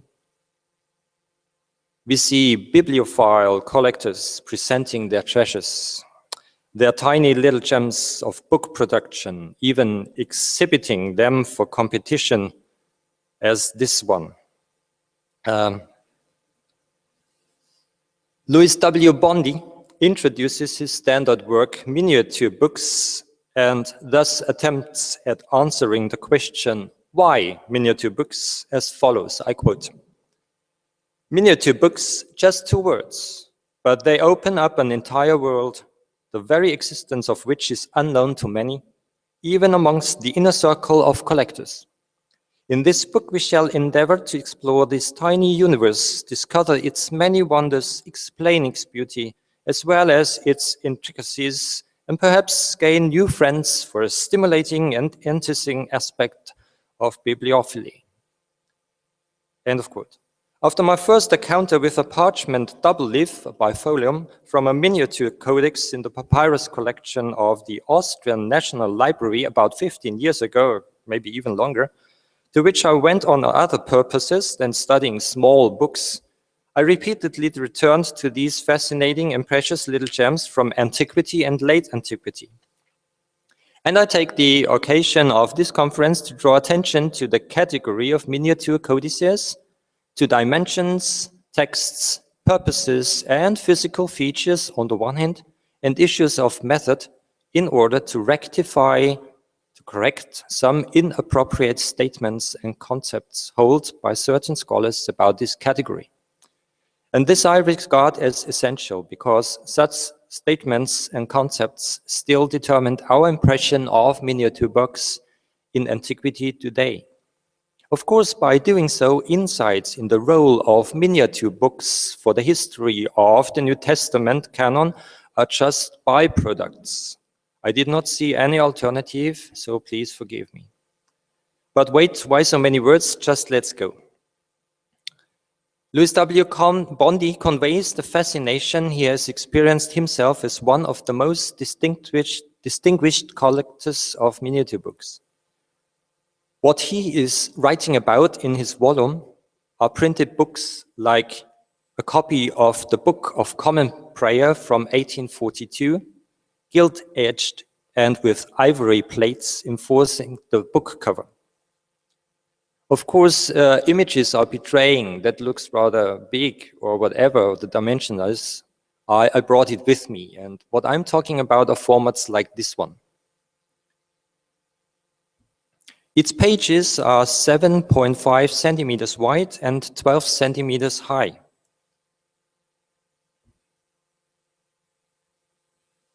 It's also rather interesting that such kind of books today are used to present as much text as possible in tiny little script. Something we will see is different from miniature books from late antiquity and antiquity. Also here about the dimensions. Right. This one is a gilt-edged edition of Thomas à Kempis, De Imitatione Christi, from 1903 with leather binding and pages 7 centimeters wide and 11.2 centimeters high. Here the printed text gets more space on the page than on the previous miniature books. Both exemplars are my possessions and in use. And not to forget this small booklet, which I also brought with me. Some of you might know that, paper prints or whatever they are called today. Notebook with pages 9.2 centimeters width and 14 centimeters height, which I occasionally use for notes. The small format has even become a classic within certain book markets. For those who wish to purchase a rather cheap copy of a classical text or the like that they can easily carry with them and that are inexpensive, the German publishing house Philipp Reclam Jr. in Stuttgart offers with their fixed standard paperbacks 9.5 centimeters and 14.8 centimeters high, just edition like these, infamous among students at schools and universities. But before I go astray with all what I'm saying here about modern books, allow me to introduce and lead over to late antiquity and antiquity. But before doing so, we need some quintessential questions and remarks. Dimensions not only play an important but a decisive role to distinguish between a miniature book and other books. The first question is, when is a manuscript of miniature format? I spare you with details about the etymology of the word. That's quite interesting, but I think that does not add up, because I'm ending up with a clear definition, which is a working standard to define miniature books among papyrologists. Even more interesting, but just natural for us today, is what is a codex or a book? The UNESCO Institute of Statistics defines a book as follows. It is a non-periodic printed publication of at least 49 pages, exclusive of the cover pages, published in the country and made available to the public. End of quote. Of course, for ancient and late ancient times, this definition is not appropriate and workable, because focus is usually put on handwritten manuscripts, often massively shorter than 49 pages. Right. Also, we can now plunge into a definition of what a book is and where the word usually comes from. Yeah, does it really come from beechwood tablets or bokis or so ever? Interesting in that section is just that for those people writing about the book in late antiquity and antiquity, it's often clear to define a book as follows. It is either a roll or some single leaves or a codex. So this is defined as a book. For ancient people, also the roll was just the book, the thing to use. Even more interesting is when it comes to define the material. And it's also tricky. We fancy that to be papyrus or parchment, of course. But in the original definition of a book as being pieces bound together or belonging together, usually wood tablets play a decisive role. We have wood tablets with holes drilled into them and stitched together with cords so that you can use both sides and bring together also a second wood tablet, and then you can open it up just like a book or use it just like a book. That's why in ancient times these wood tablets or boards were called codex, block of wood, or deltos or pinax, being named codex only when bound together in sets. The example case of Papyrus Antinopolis, volume 2, 45, might help here to illustrate which problems arise when we deal with fragmentary or single leaf or even double leaf manuscripts. Just remind me, here is still defining a codex or book. Is this a book? Okay, we have a double leaf. It's folded. So we have four sides. At least it's a little leaflet. But should we call this a book? This is still a matter of definition. Basically, maybe. Yes. The next problem arises when it comes to define the use of the book, of this one. And then it becomes clear where the problem comes when we talk about miniature books and codices from late antiquity and antiquity, because most of them are just fragments. Here we see this probably oldest witness to the Lord's Prayer with just a few verses, with a blank page.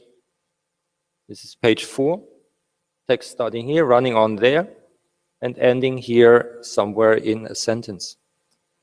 Is it an amulet? Because it's so small, it's just 5.2 centimeters and 4 centimeters that you could keep in a capsule and carry with you, protecting you against all sorts of evil. Is it just a freestanding leaf so that some person in late antiquity wanted to have the Lord's Prayer with him or her? Is it part of a miniature codex? So then we've got to accept the codex to be something like this, just a piece of papyrus folded once. Is it just a writing exercise? This is what also might come into mind when looking at the paleography. Nevertheless, the hand is rather used regular and rather fast, even it's partly faded out. Or is it what Raffaella Gribiore somehow propagated? Is it just a notebook that somebody just make a note? Nevertheless, we might ask ourselves, why a notebook so small? Why a notebook with just a few words or phrases? So what for? But we don't know. That somehow demonstrates how problematic it is to talk about a category that basically does not exist. Nevertheless, so far so good. As decisive criterion that helps to distinguish a miniature book as miniature from other books must be defined. As delineated above, this criterion is apparently the maximum dimension a miniature book might have. The Miniature Book Size Society defines miniature books as being 3 inches in size, height, width, or thickness. But that does not help much, as their continuing definition depicts the purpose of these dimensions. Outside the USA, they note down on their homepage, books up to 4 inches are collected as miniature books, end of quote. Well, late antiquity and countries we are talking about are definitely outside the USA. And of course, such a definition was never meant for ancient miniature books, but only to indicate to collectors which books are accepted collectibles and which are not. Okay, Bondi goes on with defining that even to 76 millimeters. I skipped that and go over to page 4 with the next section, because Bondi does not refer to late ancient books. He's not interested in that. He starts with the 15th century. All that refers to printed books so far, but talking and writing about books in antiquity and late antiquity involves solely handwritten books, books manufactured differently from what we imagine nowadays. Here, yes, and then it also comes to talk about the purposes of books. Here, again, you can see the Book of Common Prayer, this time in front of regular-sized volumes. Those of you who have eyes like a hawk might spot that the miniature book is placed in front of some volumes of the Greco-Roman Memoir series of the Egypt Exploration Society, containing papyri from ancient Oxyrhynchus. This is not by accident, as we are also going to deal with some findings from Oxyrhynchus, which is modern El Benessa in Upper Egypt, like this one here. About 1500 years older than my copy of the Book of Common Prayer. This folio, kept in the Bodleian Library in Oxford, preserves passages from the 15th chapter of 4 Ezra, often called 6 Ezra. This single parchment leaf measures only 5.2 centimeters and 8.3 centimeters, and supplies further insights into the history of its interesting text. It is a parchment leaf of average quality, completely preserved, slightly faded and worn out on the hair side. This is always the darker side. With all margins preserved. I'll skip the technical information. A single column per page, 12 lines of writing on each page of the folio, each with 8 to 13 letters per line. And we have a pagination on the flesh side. Move over here. For mu, the flesh side has a number. Individual line endings, homogeneous start of lines. It must have been from a codex, so why else do we have pagination here? But we just have this single leaf left. And this single leaf is page 40 of something. Okay, we can speculate if the 40 refers to the whole folio, which would be rather strange. Usually we would also expect here pagination, or as we will see, pagination is often in the inner margin, but nevertheless, that does not change the result, because for the earlier verses of this 6 Ezra, we do not require 39 pages. So whatever came beforehand or so, or pagination was correct, we don't know. But it's part of a larger codex, a small codex that somebody kept and had. This is important just as a start. And of course, with that, we have knowledge about the early circulation of 6 Isra, probably independently from all the rest in Greek. But still, we look for criteria to group manuscripts according to dimensions as postulated earlier. In his groundbreaking work, Typology of the Early Codex, Eric G. Turner relies on observations in order to group codices according to their dimensions. The categories he defines are still valid in scholarly discussions. The group with the smallest are papyrus codices to be, quote from Turner's definition, defined as less than 10 centimeter broad, end of quote, and parchment codices with a, quote from Turner, breadth less than 10 centimeters. So both 10 centimeters is somehow the canon, the dividing line between miniature codices and non-miniature codices. Even if not explicitly verbalized, the significance of the width of a manuscript for being defined as miniature is also prominent in Van Herst's catalog and then for even modern editions. The definition of miniature books is being less than 10 centimeters broad, and it has been accepted and used since then. So this is also the standard and, of course, our handy working hypothesis to define miniature books, even if we often cannot really definitely tell the original dimensions of fragmentary manuscripts we have. I skip the next section and move on to 3 statements and concepts about miniature codices. What is I see here, and how far are miniature codices a Christian invention, typical of non-canonical Christian, that means apocryphal texts, significant for the history of the New Testament canon. Which role did those miniature books play among and for Christians in late antiquity? It appears to be associated with reflections upon the emergence of the Codex and its preference by Christians. Moreover, there is a considerable number of miniature books with so-called apocryphal texts among the miniature codices, and that prompted scholars to assertions which are still influential. And of course, the inevitable quotations from John Chrysostom in his homily on Matthew 23:5. Quote, "He, God, commanded his marvelous works to be inscribed on little tables, and that these should be suspended from their hands, which they called phylacteries, as many of our women now wear gospels hung from their neck." And in his earlier homily on statues, he somehow repeats that comment. Some examples to follow, we will visualize that these statements by John Chrysostom cannot refer to complete gospel books. Or could you fancy something like, take a smaller one, something like this to be hung around your neck all day long?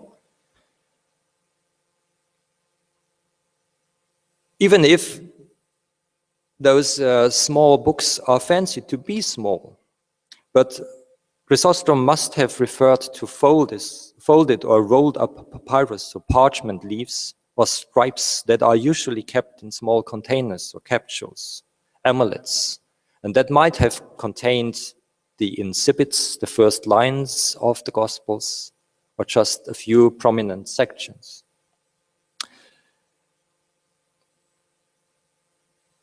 Okay, next section. In his groundbreaking book, The Typology of the Early Codex, Eric G. Turner has a specific group, it's called his group number 10, of papyrus codices with 9 entries, of which papyrus Uriel 1 is the only representative that is of non-Christian origin.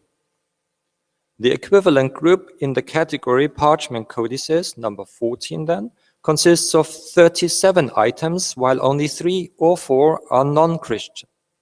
This group contains a remarkable share of non-canonical Christian writings when looked at the list. You can also see here, brought together, this is what Turner had, and listed in his publication without further note about being the miniature book being a Christian invention or whatever. It's just a listing, and he was interested in technical details.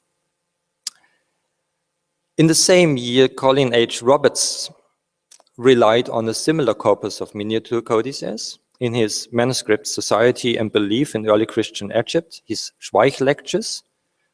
These were published 2 years later in 1979, and he refers to 10 papyrus and 45 parchment codices and made a statement as follows, a rather influential statement.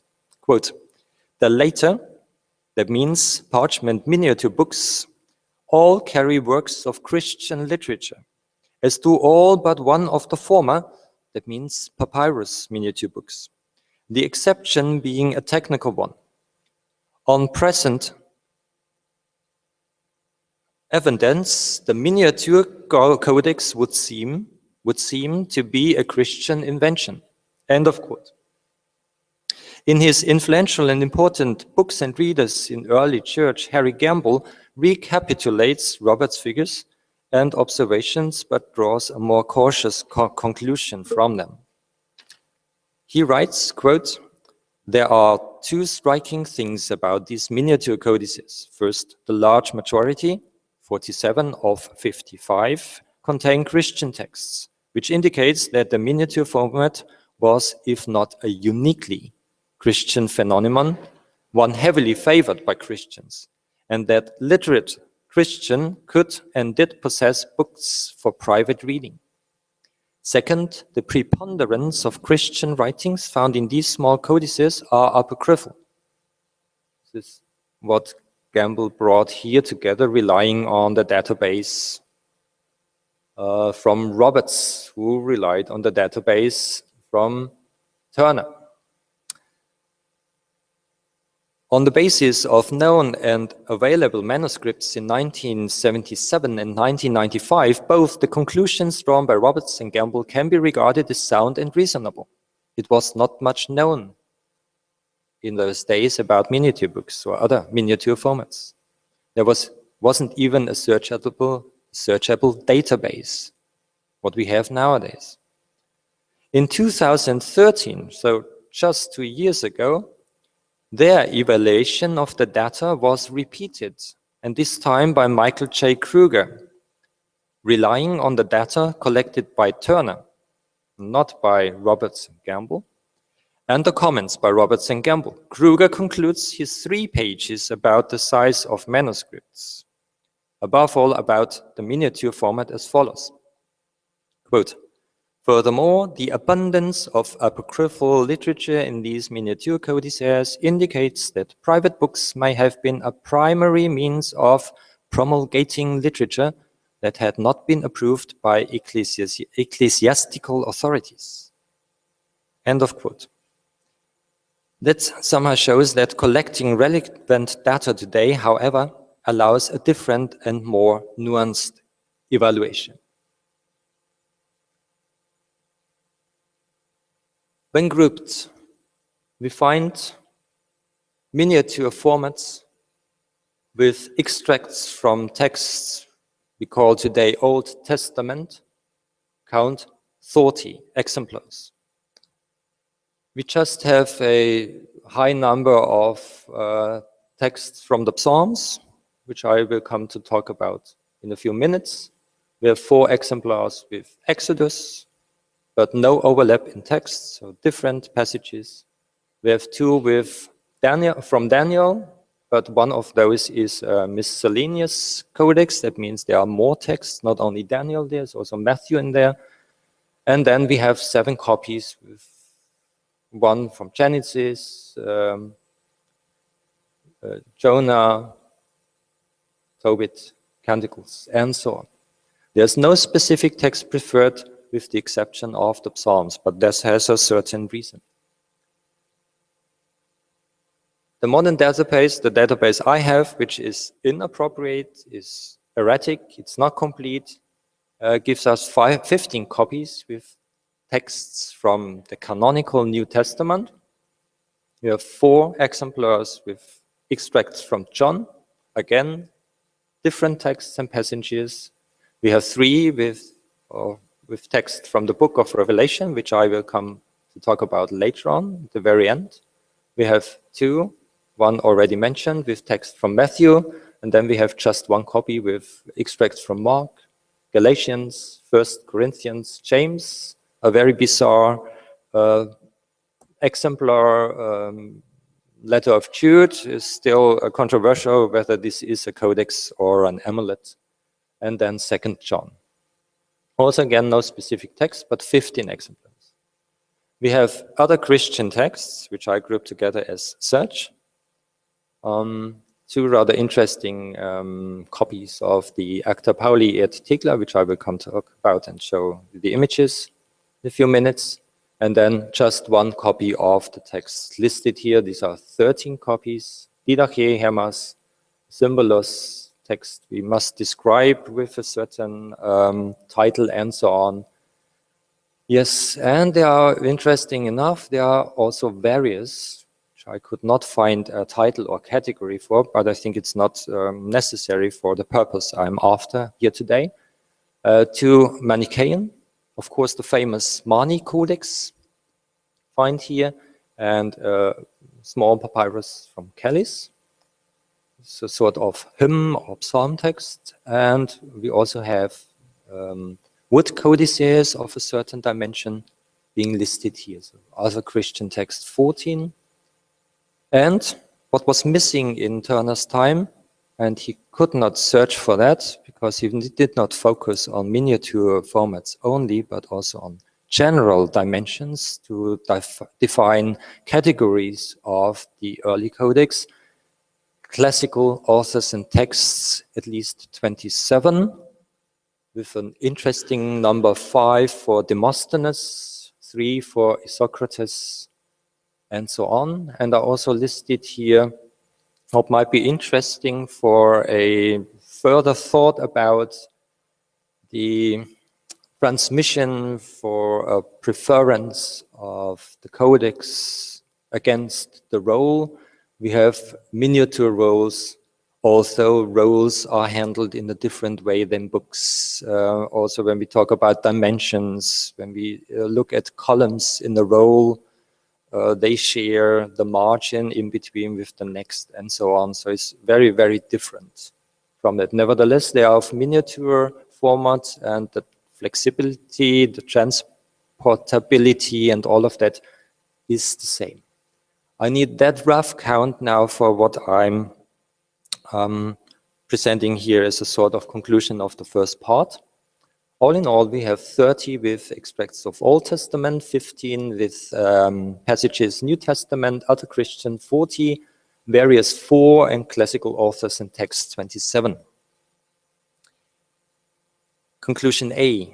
There are 27 items of classical texts and authors. It is no surprise that Demosthenes, Isocrates, and Menander are represented more often than other authors because their sententia or orationes were obviously often read and used as role models because these authors were highly esteemed for centuries. In a papyrus from the 5th century, for instance, a lawyer requires his books back from another lawyer. Among the borrowed books, there is a commentary on Demosthenes by Alexander Claudius and works by Menander. So manuscripts with these authors could have served the purpose as a means of preparing oneself for trial or other juridical occasions. And the small format might have been very suitable for having such texts everywhere available and to be able to store them away easily. B. Miniature codices with passages from the Old Testament, that means the Greek Old Testament, and then mainly the Septuagint, are heavily dominated by the Psalms. This is not surprising because the Psalms served as model texts for school and for writing exercises, in some periods of time even almost on a similar scale as Homer, and they continue to do so.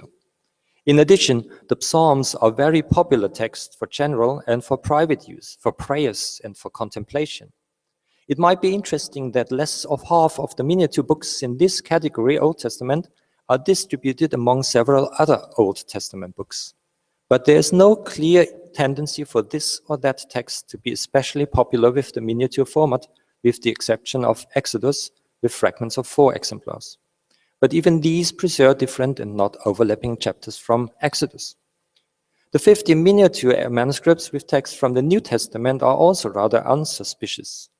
There are 4 exemplars with passages from John, and as I already demonstrated, 3 from Revelation, also no overlap or preference of any other text.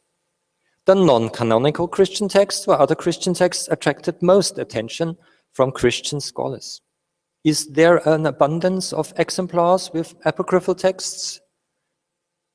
After all, there are 14 items to be listed here, and if we accept Revelation as being regarded as non-canonical among Christian authorities for quite some time, even 17.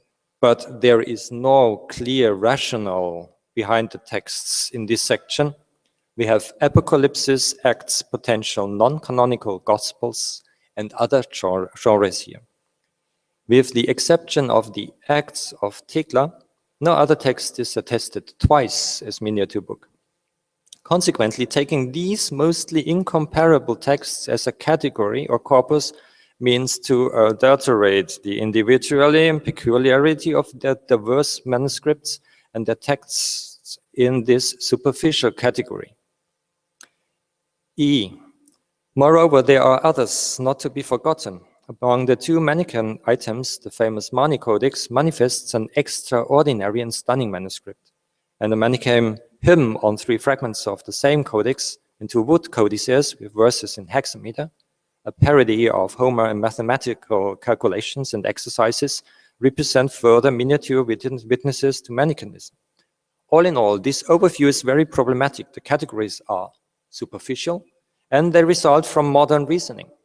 For people in late antiquity, drawing the line between categories as done above might not have existed and was regarded as invalid. A strict separation between Old and New Testament, for instance, is not always present in the commentaries of the early church writers, and some non-canonical texts were for long not considered as non-canonical, problematic, or even heretic. Vice versa, some texts accepted as canonical today were not seen as canonical, valuable, and orthodox. Above all, when it comes to talk about genre, the problem is more crucial. The categories include certain narratives that might belong together when grouped by means of alternative criteria. And finally, there is no such corpus as classical texts. The texts categorized under this heading vary from each other heavily too. Nevertheless, in spite of these critical statements, the data available today helps to differentiate more adequately earlier judgments about miniature books and formats, such as those presented above, must be modified and updated. There's no reason to assume that the miniature book is a Christian invention. The production of miniature books in Christianity might be seen as a parallel process to the preference of Christian circles of the Codex. 2. Purpose determines format. Demosthenes, Socrates, or the Psalms and the way these texts were used in practice do not only account for the application of the miniature format. They even prompted its use. The same may be true for texts that were regarded as eminently suitable for being carried along with you on travels. Here, more in-depth analysis will be needed, as some texts do not really tell why they were appropriate for miniature formats, and for some, their purpose cannot unambiguously be determined. 3. There is no basis for the claim of an abundance of Christian non-canonical texts among the miniature books preserved. When considering the classical miniature books on the one side and realizing that the Old Testament items are Christian too, on the other, the absolute numbers tell us that a rather equal number of non-canonical and New Testament texts is a remarkable fact, but not more than that. 4. It sounds as a fine application of a miniature book that its smallness perfectly helped to hide it away more easily when it comes to times of persecution, for example, under Diocletian. But this does not account for the motive of producing a miniature book at all. How to imagine producing a miniature codex for personal and private use that is primarily motivated by the potentiality of future danger and persecution. 5. Analogously, hiding away non-canonical texts does not account as a motivation for the production of miniatures with texts we consider as sensational and strange today. Okay, we need differentiated conclusions and so on. Size matters, and each manuscript must be assessed as an archaeological object, just as what Christoph Marchis on Wednesday afternoon tried to coin with the word or with the phrase material culture. I refer to 3 example cases to demonstrate it, what miniature codices were all about and what they might help us to see how people in those days are owners, users, and producers of miniature books regarded as canonical or not canonical or non-canonical. Manuscripts of ritual power, purpose, use, and meaning beyond what we see at first glance. A treatise on pulmonancy from Pseudo Melampus or Melampus. The John Rylands Library houses a well-preserved choir of 4 papyrus bifolia, and we can still find the string with which the leaves were bound together in the middle of the choir. Consequently, we now have 8 folia that make 16 pages of continuous text. Just show it first to you what this is all about. Dimensions are 6.6 centimeters and 7.5 centimeters high. So going through there, and is still the original, how that worked, a sort of binding this together, and also this sort of binding. And the custos of the John Rylands Library, the person in charge of the papyri there, made a fake codex for binding and is doing some experiments of what it looked like and how you could handle it. Proves that also the binding proposes that this was meant to be heavily used. It's not torn apart easily. Also rather interesting is that this is the first page. You fold this here. This is the first page on this, and the inner side is heavily worn out. Now think about books you use very often. Of course, you shuffle through from the first page. And of course, for this first page, it's rather heavy to survive. So that might have been also an indication of rather extensive use of that book. We don't know if this is the only choir. So there might have been a second choir to that book, and we do not know whether this book also had a leather or other cover to protect it somehow. But these are experiments. The interesting or second interesting thing about that is that it's containing a text that's called a text about palmomancy. That means about human bodies and divination. Usually this genre of text starts, this is on page 12 in the middle. Usually this genre of text starts with the head and then proceeds to the feet. But the present text or codex begins with the abdomen. The miniature book provides further insight in the use of pulmonancy up to the 3rd century of our era. So probably within Christian circles, but we cannot be sure about. At least pulmonancy did not die out. And this is about certain twitches or moves of the body, uncontrolled moves. What can you do against that? And that explains to you and presents to you some recipes how to avoid that. We also see here that for certain moves, the text ends here, then the next recipe and description starts. We have a sort of referencing, so the line is left open. So they can easily determine where we are and where to go to and how to use it for the next moves. or twitches.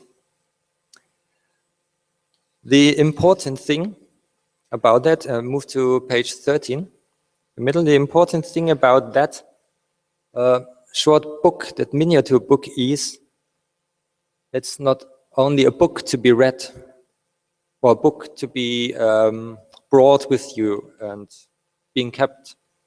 This is a book being used, probably a book of ritual power.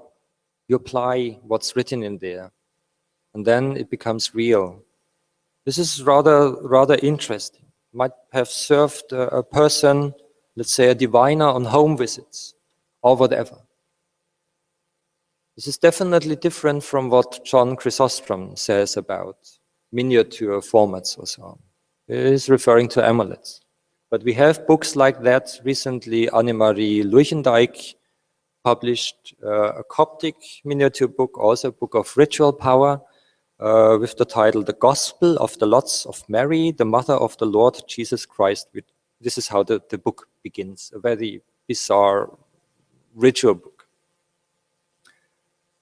So far for this as an application of the miniature format for a certain purpose.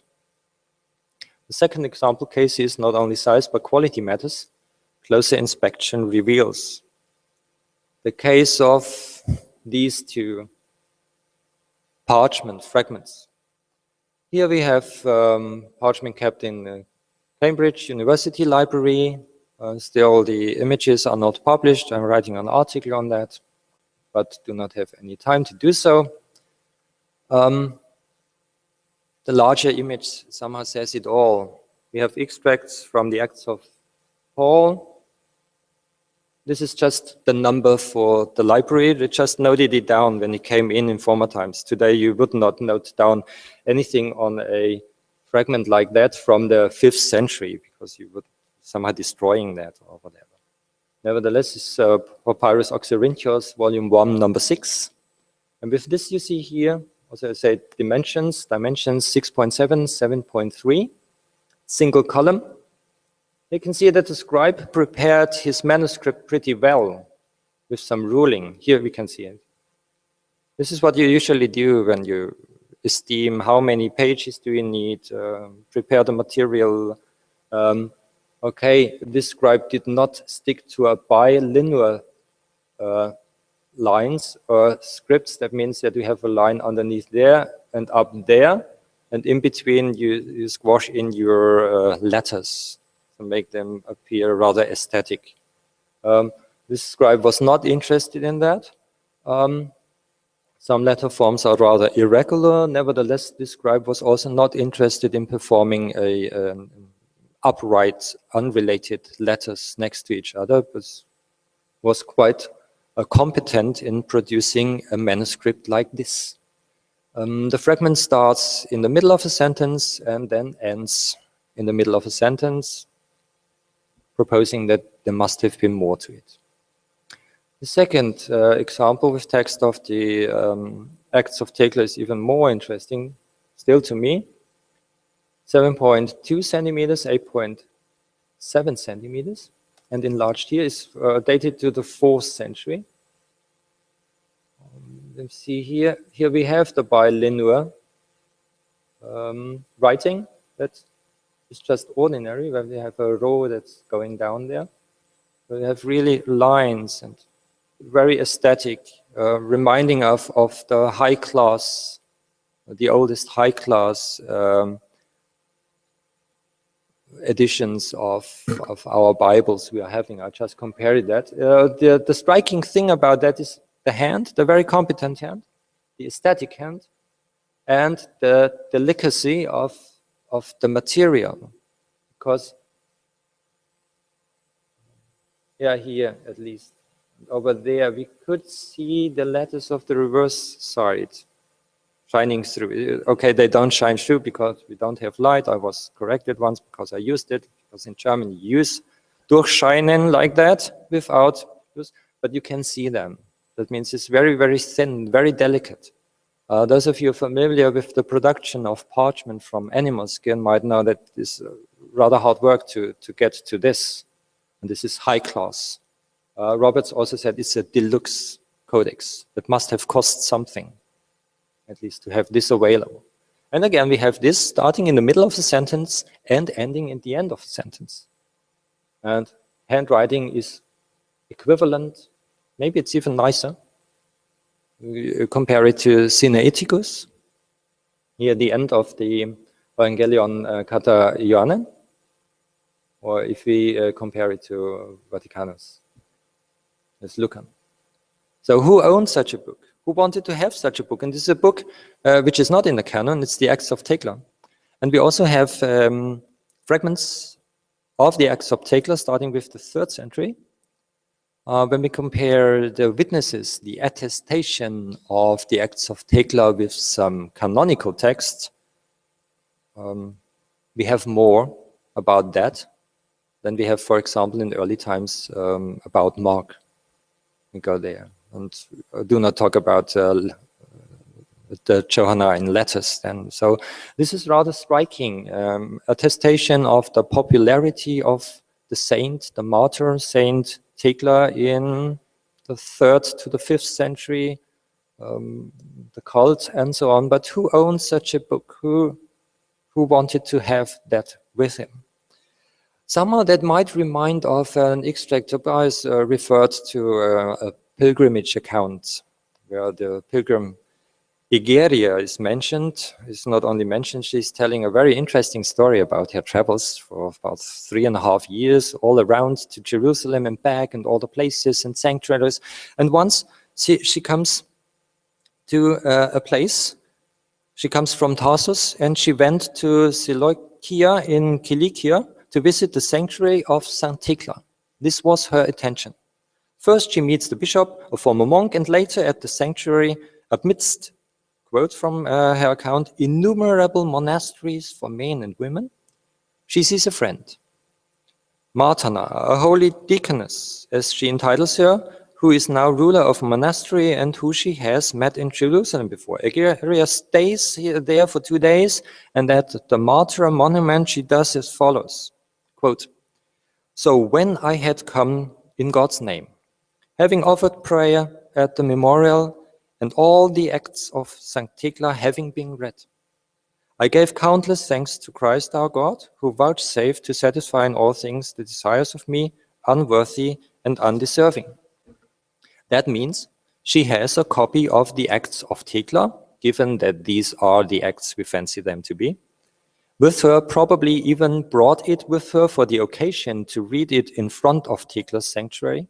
She might have kept this copy from the very beginning of her pilgrimage, or have bought it during her travels, because Egeria is obviously a woman of certain status and financial possibilities. Of course,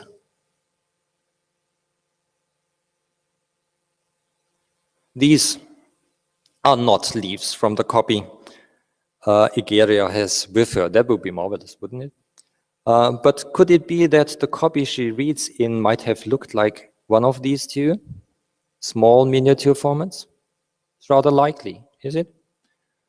So with this, we also could bring together a literary account or report. All in all, these small books to take with you, books to go, might have been an advertisement at bookshops' entrances, if there was anything like that. Advertisements, I mean, because we know quite something about booksellers, bookshops, inventories, libraries, and book lending.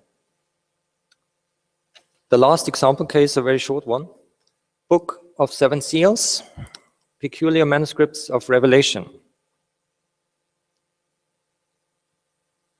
When we have a look at the critical editions of Nestle Aland 27 and 28, we find die ständigen Zeugen für die Apokalypse, the permanent witnesses to Revelation, in the introduction.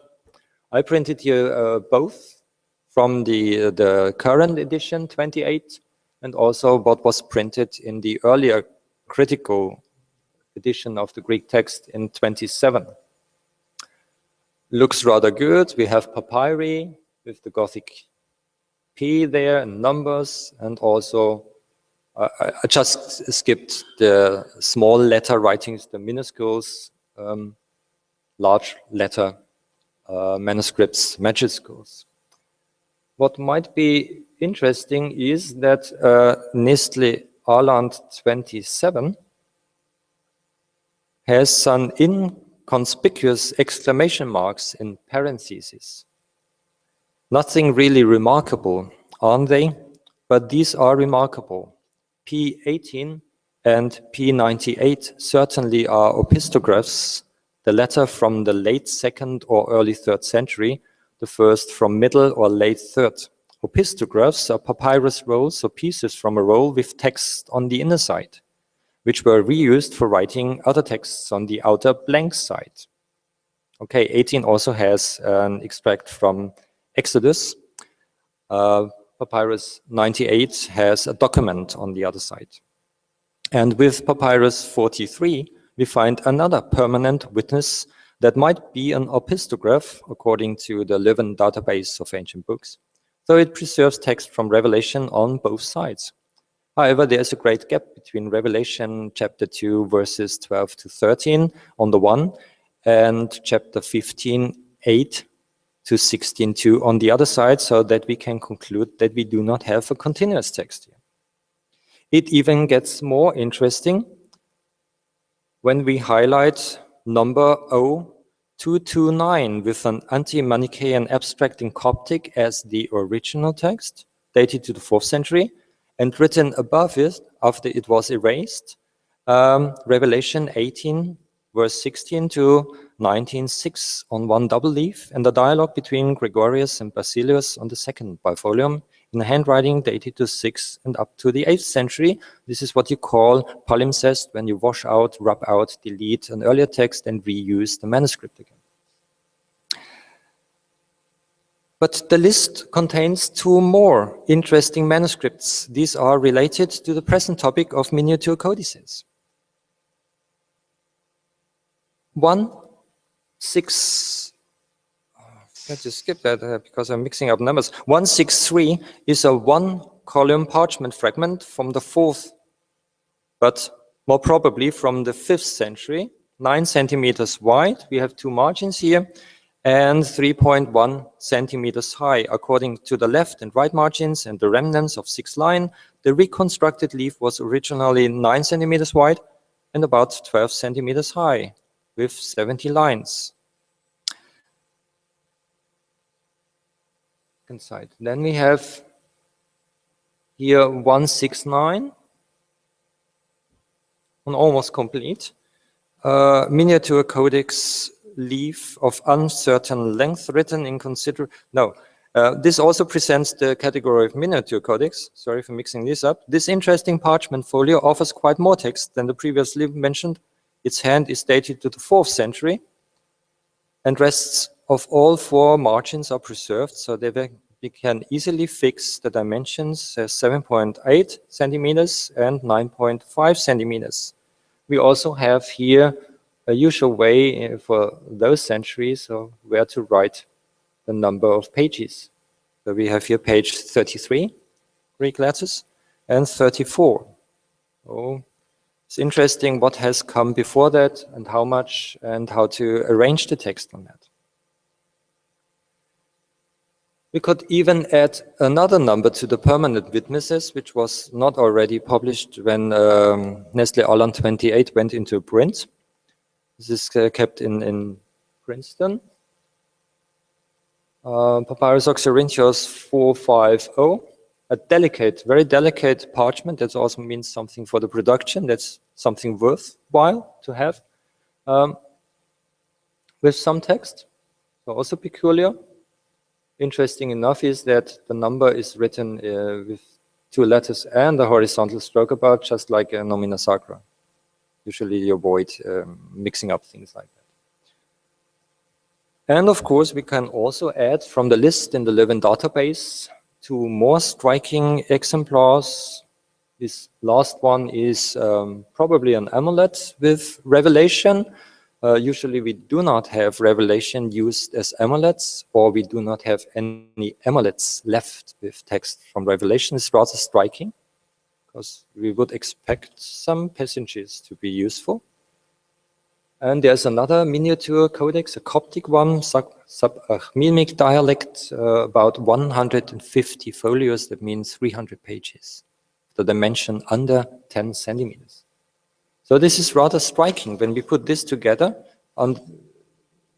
sorry, I'm not here, and have a look at the permanent witnesses of Nestle Aland. There must have been something peculiar about Revelation in some centuries. A few conclusions, at least. Ancient miniature books with Greek texts reloaded. Maybe this is what I'm after. These miniature codices somewhat do not really contribute to the history of the canon of the New Testament, or do they? Especially miniature codices with texts outside the New Testament canon prove that for early Christians, Christians of the first 5-6 centuries, it was significant to read certain popular texts, no matter if they were regarded as within or outside the canon. Miniature codices might be linked with the issues of education and social financial status, because you own them. It's not just there and a communal possession. It's very private. There might have been strong ties between the owners, users of such books, and the books themselves, because it's mine and I take it with me. So probably this is foreshadowing which texts might be available for me, and probably why quite some miniature books also with apocryphal texts were preserved might have the reason that owners cared for them often more than for other sorts of manuscripts. One final idea that came during the break is why are there just a few miniature books with extracts from canonical New Testament books? What should they be needed for? Because the community should have possessed certain copies. Why should I take this home with me on a large scale, or they fell out of use? Whereas for apocryphal texts, or for texts that are easy to discern in or easy to define as far as their purpose and use are concerned, Demosthenes, the Palmomancy text, there's a certain strict purpose, so it's really needed to have it with you and apply it. Well, and the smallness is really attractive, nevertheless, and this is what everybody does who has once been affected by the attraction of miniature books. That means as if being afflicted with a contagious disease. Owners cannot get away from them anymore and have to care for those books, as I do with my little, small and not really expensive gems. I say thank you very much for your attention and your patience, and at least thanks.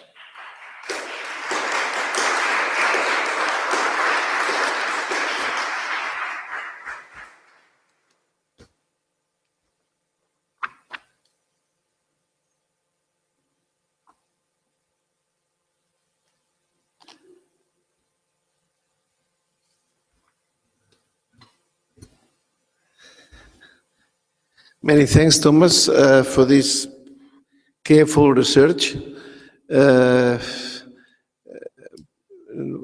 From very small piece of material, you can find a lot of information. Yeah, usually is the contrary. Yeah, so a long text leads you to a very small conclusion. Yeah, but here I think that well, of course there could be several questions and perhaps more explanations about that, because I guess that we are not here in the field of the papyri. We are not so introduced in the field. But in any case, the last question was very important. So whether these books, miniature books, contribute to our main subject, the canon, yeah, New Testament canon, or do not, and of course the floor is open for questions.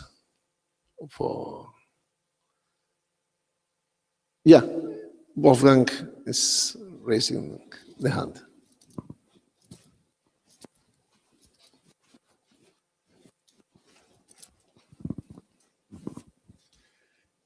Thank you, Thomas, so much for this brilliant paper and for showing us real research and real science. I'm always fascinated about talking about these objects and books in front of us. I was really fascinated by the question you mentioned at the end that you that arose during the break. So this difference between canonical or later non-canonical texts on miniature codices. And I'm just asking if you can explore a little bit more about that, because I think that's really interesting to say maybe such canonical books are present in the community, and for this case, it is not necessary to produce miniature codices with these texts. If I got you right, that's the line of idea there. So thank you. Thank you, Wolfgang. You hit somehow the sore point. I wanted to make any assertion or claim about the canon. That's the first thing. Because basically working on a corpus like this does not really raise the question, first of all. Maybe the numbers of certain categories, which are superficial, artificial, because they did not exist in former times, might also prove something or show something. What I said is pure speculation. Also that owners and users of miniature books regarded them as their private possessions brings those owners and users closer to their books. So they care more for them. That's probably why certain texts survived, which we regard outside the canon, probably. But nevertheless, when we look at copies with Demosthenes, Socrates, and so they had their certain use, or also the ritual power books. Not included are, of course, Coptic books, which have other sorts of book binding and dimensions then. So it's certainly another category. Nevertheless, I fancy that to be for the 4th to the 5th century, where most of those copies we have nowadays are dated to, that there might have been certain centers, communities, which should have had gospel texts for their proceedings and so on. They should have had something. I would not say they had the complete Bible. I said, nevertheless, no, I think this is not the rule in those centuries. But nevertheless, why should you have, no, okay, you could have a private copy of what we call canonical today text at home with you. You could have had, we have some. Nevertheless, I think that the pressure or the intention, the interest in having one is not as great as in having a text which is not available, which I have for my personal use, which I want to read. And I would not qualify that as just being just popular texts. Volksfrömmigkeit, this is why I asked this question about popular piety. Some of this is nothing, yeah? And we have the serious texts in the canon and so on. I would not make a distinction between this or that, because when I think about what Egeria says, she has explicitly a copy of the Acts of Thekla for that purpose on her pilgrimage to Jerusalem way back, and visits the sanctuary of Thekla. This is perfect. This is perfect. Another text would not fit that purpose. And basically, I think the purpose defines the dimension. And then, of course, the use. So this is the point I'm after. And what you touched with your question is just an idea, or just a speculation. I cannot hint at any source that's giving evidence for that. Okay.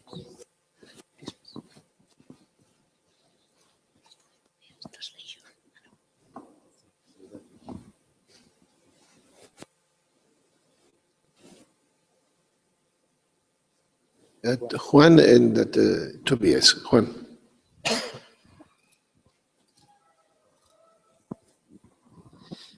Thank you, Thomas, for your presentation. And just, I have a very perhaps stupid question and very material.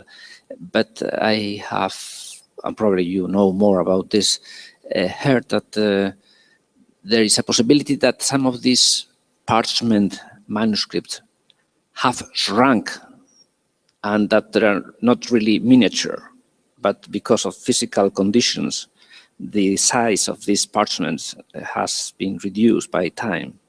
Is it possible? Thanks for your remark. It's not a question, basically. You never have stupid questions, Con.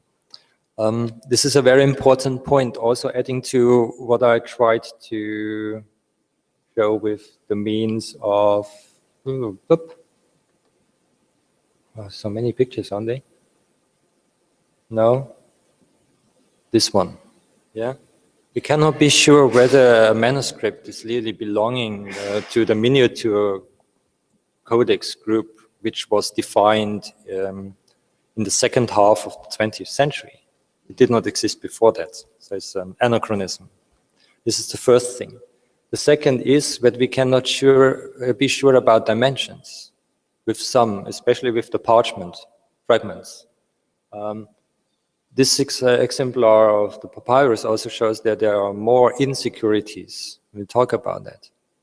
What's it? For other fragments, we cannot really reconstruct the dimensions. And of course, the database may change a little bit, nevertheless. But if we exclude 2 or 3, I think the overall impression won't change much.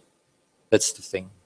And it's a good remark you make about that, because as you know, when editing and working on objects, it's a matter of insecurity, and we do not know and sense and look at them, and basically specialize on one item only. This is also what I tried to indicate, that even categories are necessary occasionally. It does not help us to get rid of the task to look at each archaeological object on its own and then assess it. But this is a hard work to do anyway. But you're right, with the shrinking, the conditions, reconstructions is hard to do. Thank you. Tobias? Francis was first. He had first a question. Francis Woodson was first. I'm sorry, Francis, I didn't see you. Thank you very much indeed. That was very interesting. I wonder whether perhaps a little bit more emphasis could be placed on miniature books as portable books intended for travel. And I think you placed more emphasis just on private ownership, but it seems to me that in the ancient world, just as nowadays, a private owner might have a collection of, if you like, standard-sized books, but also a collection of small books intended specifically for portability. In English publishing, you have a kind of category of so-called pocket books, which are deliberately intended to be portable. Nowadays, when many of us travel, we might take with us a Kindle, in which we have perhaps a large number of books stored because of its ease of portability. We don't want to carry a heavy suitcase full of books around with us, so we might take a Kindle. So I wonder whether portability is actually the key point here, and that would of course be illustrated with the Algeria example that you gave. Thanks for this remark, Francis. It's very important because we are talking about the purpose of books and how they should or are to be used, basically. You mentioned the Kindle, and the Kindle also has a certain dimension, and put it that way, or what we call mobile phones today. They have a certain dimension because we can stuck them somewhere into or put it in a pocket or just carry them with them. I think that this portability is a major reason for applying the miniature format. However, that is to define. It's a modern category, but nevertheless, and I refer to that Ryland's miniature book with palmomancy. It's good to have it with you. bring it out, and then to refer to a certain section. That's why it's arranged like that, and find it, and then read out the text. Or also for the Demosthenes. You have it with you, you prepare a little bit for the trial to follow, recite a few rhetorical ideas and so on, and then apply it and store it away. This is a very good remark you made on that. Thank you.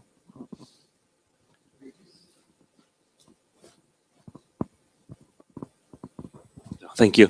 Of course, thank you very much. I would like to go back to the final question you raised. Is it really the case that we should say that the canonical books are so rare and there's so many? My feeling was that the conclusion of your evidence was not so clear, that there is miniature codices is a little bit more to extra canonical, perhaps a little bit more, but perhaps not so evident. And I'm not so sure whether this is a good line to follow, to say, okay, this book is available at the community and this book is not available. Isn't it perhaps more the other point to say, this book has a function in my personal life, in my personal interest, and this other book has a function, let's say, in the communal interest or so. I don't know whether this is a point. This is a one comment, also with a question, implicit question. And the other one is, of course, what shall we do with Revelation then? That was so much evidence there, which is so important. I think it can be connected to my first point, perhaps not. So this is more or less expressing a feeling and not a question. Yes, thanks, Tobias. What I made as my last remark, I qualified beforehand as a pure speculation. And it's just so sentence. It can be what you say, it can be like that, probably it's different. Basically, I would not consist on that. What we are having to nowadays from the Egyptian desert mostly has a certain geographical strata. It's found randomly. Well, how was it originally, and the use and so. If you take the numbers like that and count the weakness of the categories, will also come out, especially when we look at other Christian texts, because they do not form a corpus. So even this is diminishing what I list in here, because they were never selected like that. And also when we have a look at miniature books with extracts from the New Testaments, to New Testament, there are certain items which might not have been from a miniature book. There might have been amulets or freestanding leaves or whatever, writing exercises. For example, the letter of Jude fragment is a very striking one.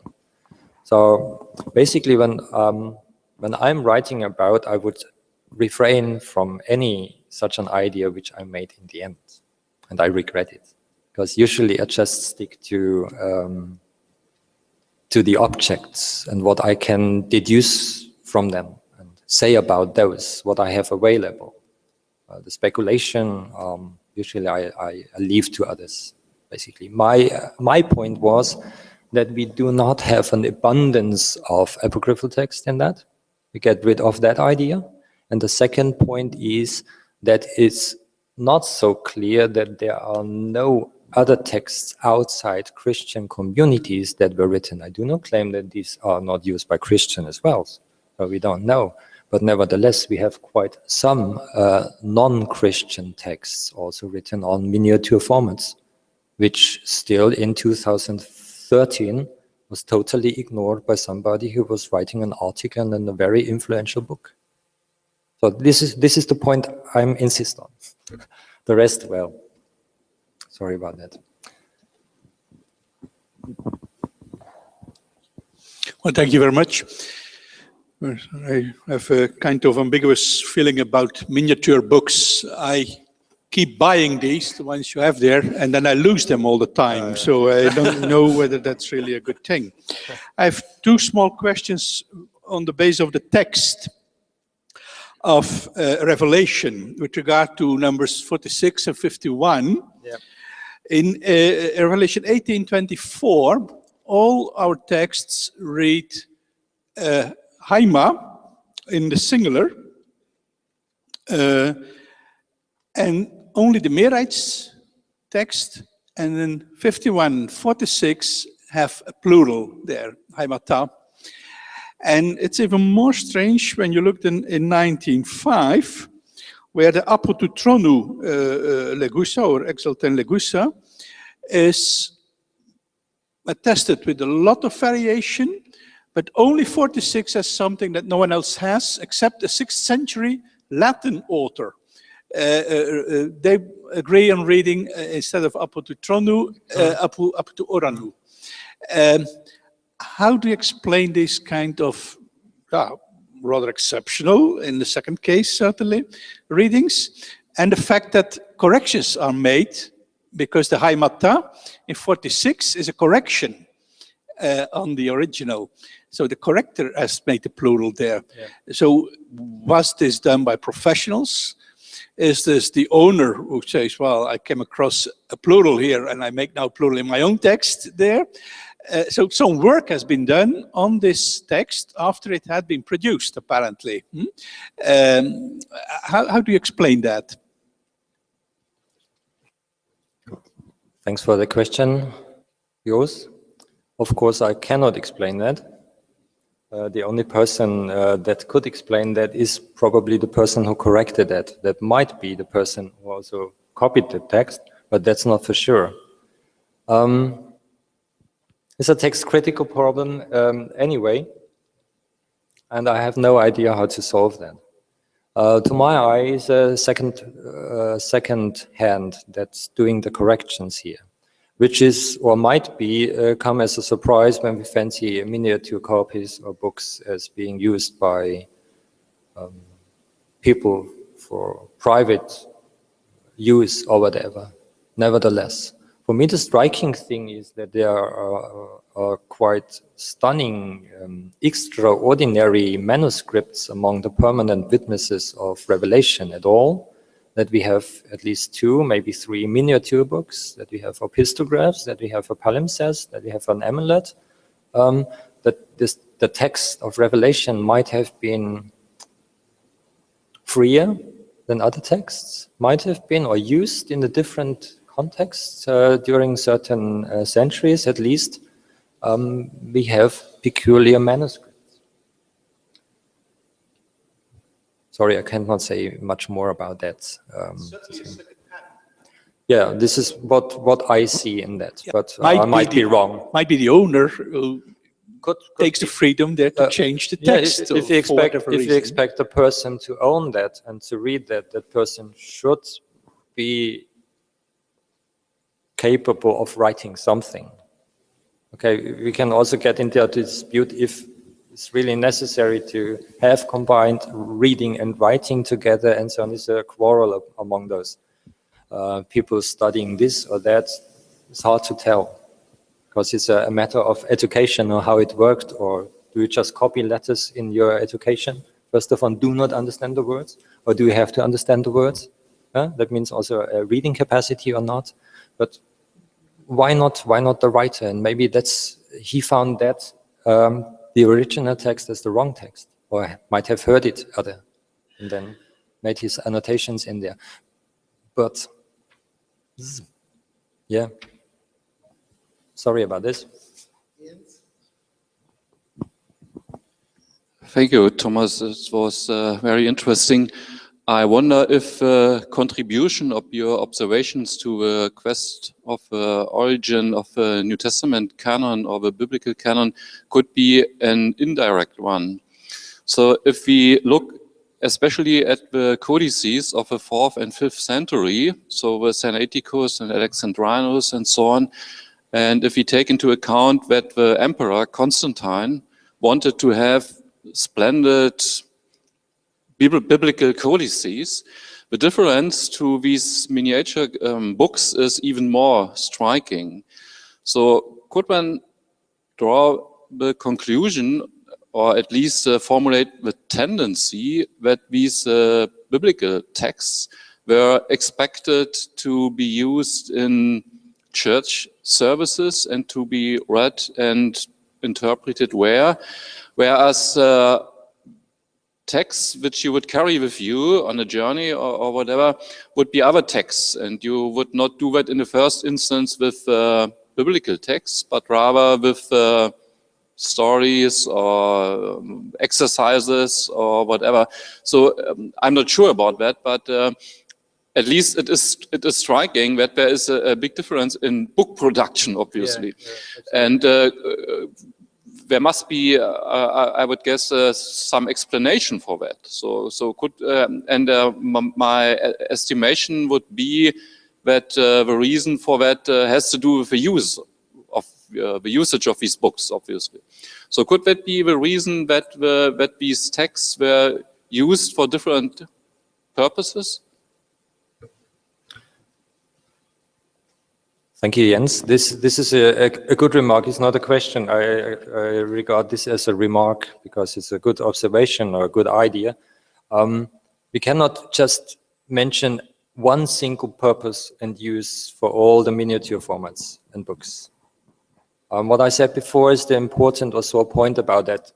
Every manuscript has to be looked at on its own and studied on its own, and then qualified, described and qualified, and maybe a little speculation, or others can do that on that basis. That's very important. I have just shown a few items which I regard as being of more interest for our purposes, usually rather competent scribes. We also have others where the scribes are careless, or the hand is more rapid or faster. So it's definitely also another way of producing those books. And also what you mentioned, why shouldn't it possible to have a copy like this also available for other people and store it somewhere? But that must be found out with an individual miniature codice and not an overall. We have multiple purposes. Some of those might also represent notebooks, representatives of school exercises. We kind of fancy that sitting at a table and having all the same German industrial norm qualifies also that format as a DIN A4. It was not like that in those days. Might be, but that then must be deduced from the evidence of a specific manuscript. It cannot be said for a group. Also here, when you look at this, what yours correctly pointed out, from the hand itself, from the arrangement, from the corrections in there, these are different. Probably the same use or purpose, but maybe not. Also this one. Even if those are closer together as some other items in this group of miniature codices, they have specific features and characteristics. So that might be true, and that might also account, or might be one reason for corrections. Might be, or due to the second and for the private use. But that's the point. It's ending with a but here. Not the discussion, but my answer to, it's not an answer to a question, it's just an aside. Thank you. I will finish with the last question myself. Is there any conclusion which can be reached related to the fact whether in those miniature codices complete texts were copied, or only a florilegia, or because this could shed some light on that? We have complete texts. When we go back to that Rylands papyrus, even if there might have been a second quire, the quire preserved is complete in itself. This non-Christian text, Papyrus Burial, is a treatise. This is complete, completely preserved. And if we take this from the Leuven database, a rather newly edited Coptic book, this is also complete in itself with 150 folios. That means 300 pages. Also, what Annemarie Luijendijk worked on is rather complete. So it's complete books. Nevertheless, to me, it might be rather improbable that the miniature book format might be very suitable for miscellaneous texts. So more texts than usually one. For example, the one with 4 or 6 Ezra. Here, if it's getting too long, you need small pages to press it into there. You have small script in there. And most of those scribes writing on parchment papyrus here use ample margin. The exception is Papyrus Oxyrhynchus 840. But this has also ample margin around small letters. So, many thanks. I think that we have arrived to the end of our second session.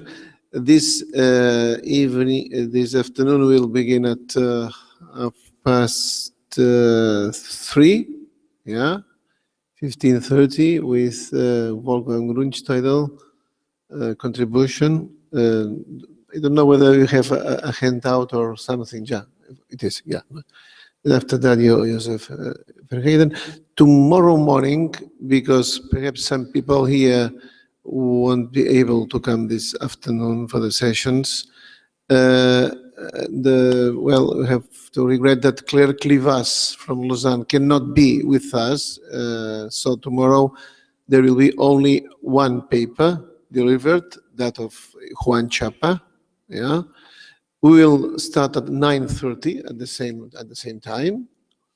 After 1 hour and a half, the paper, the discussion, a pause, and after that, the president of the session, Jens Schroeter, will conduct a little bit, the final conclusions, not really conclusions, but the final discussion or debate on that.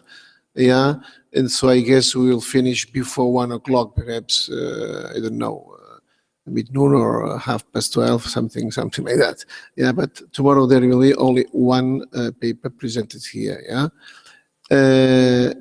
and so I think that's all. Many thanks for your presence here, and see you again this afternoon. Thank you, Thomas.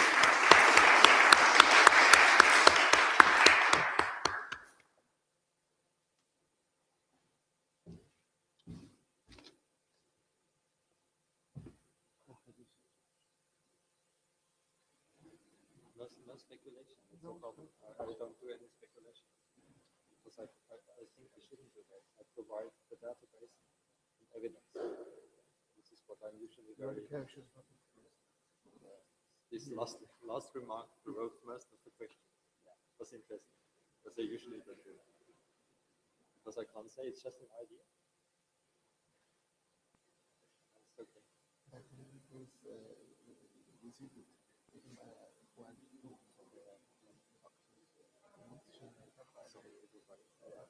Hundreds of thousands, not only thousands. Think about Vienna, they have 120,000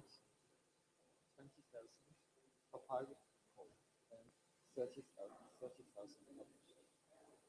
Then you go to the British Museum, you know somebody shows you the cellars, unopened boxes for over 100 years, around papyrus.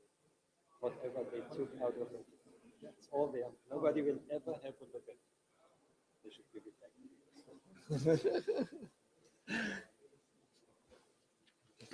This script now.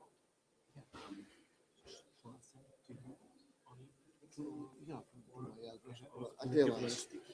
Yeah, you have this in a stick. Come with me, and you go to the Secretary, yeah, right now. We can make a copy.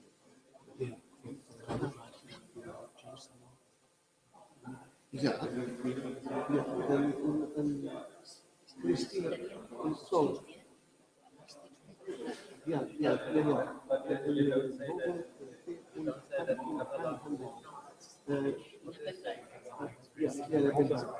Exactly. Yes. The other one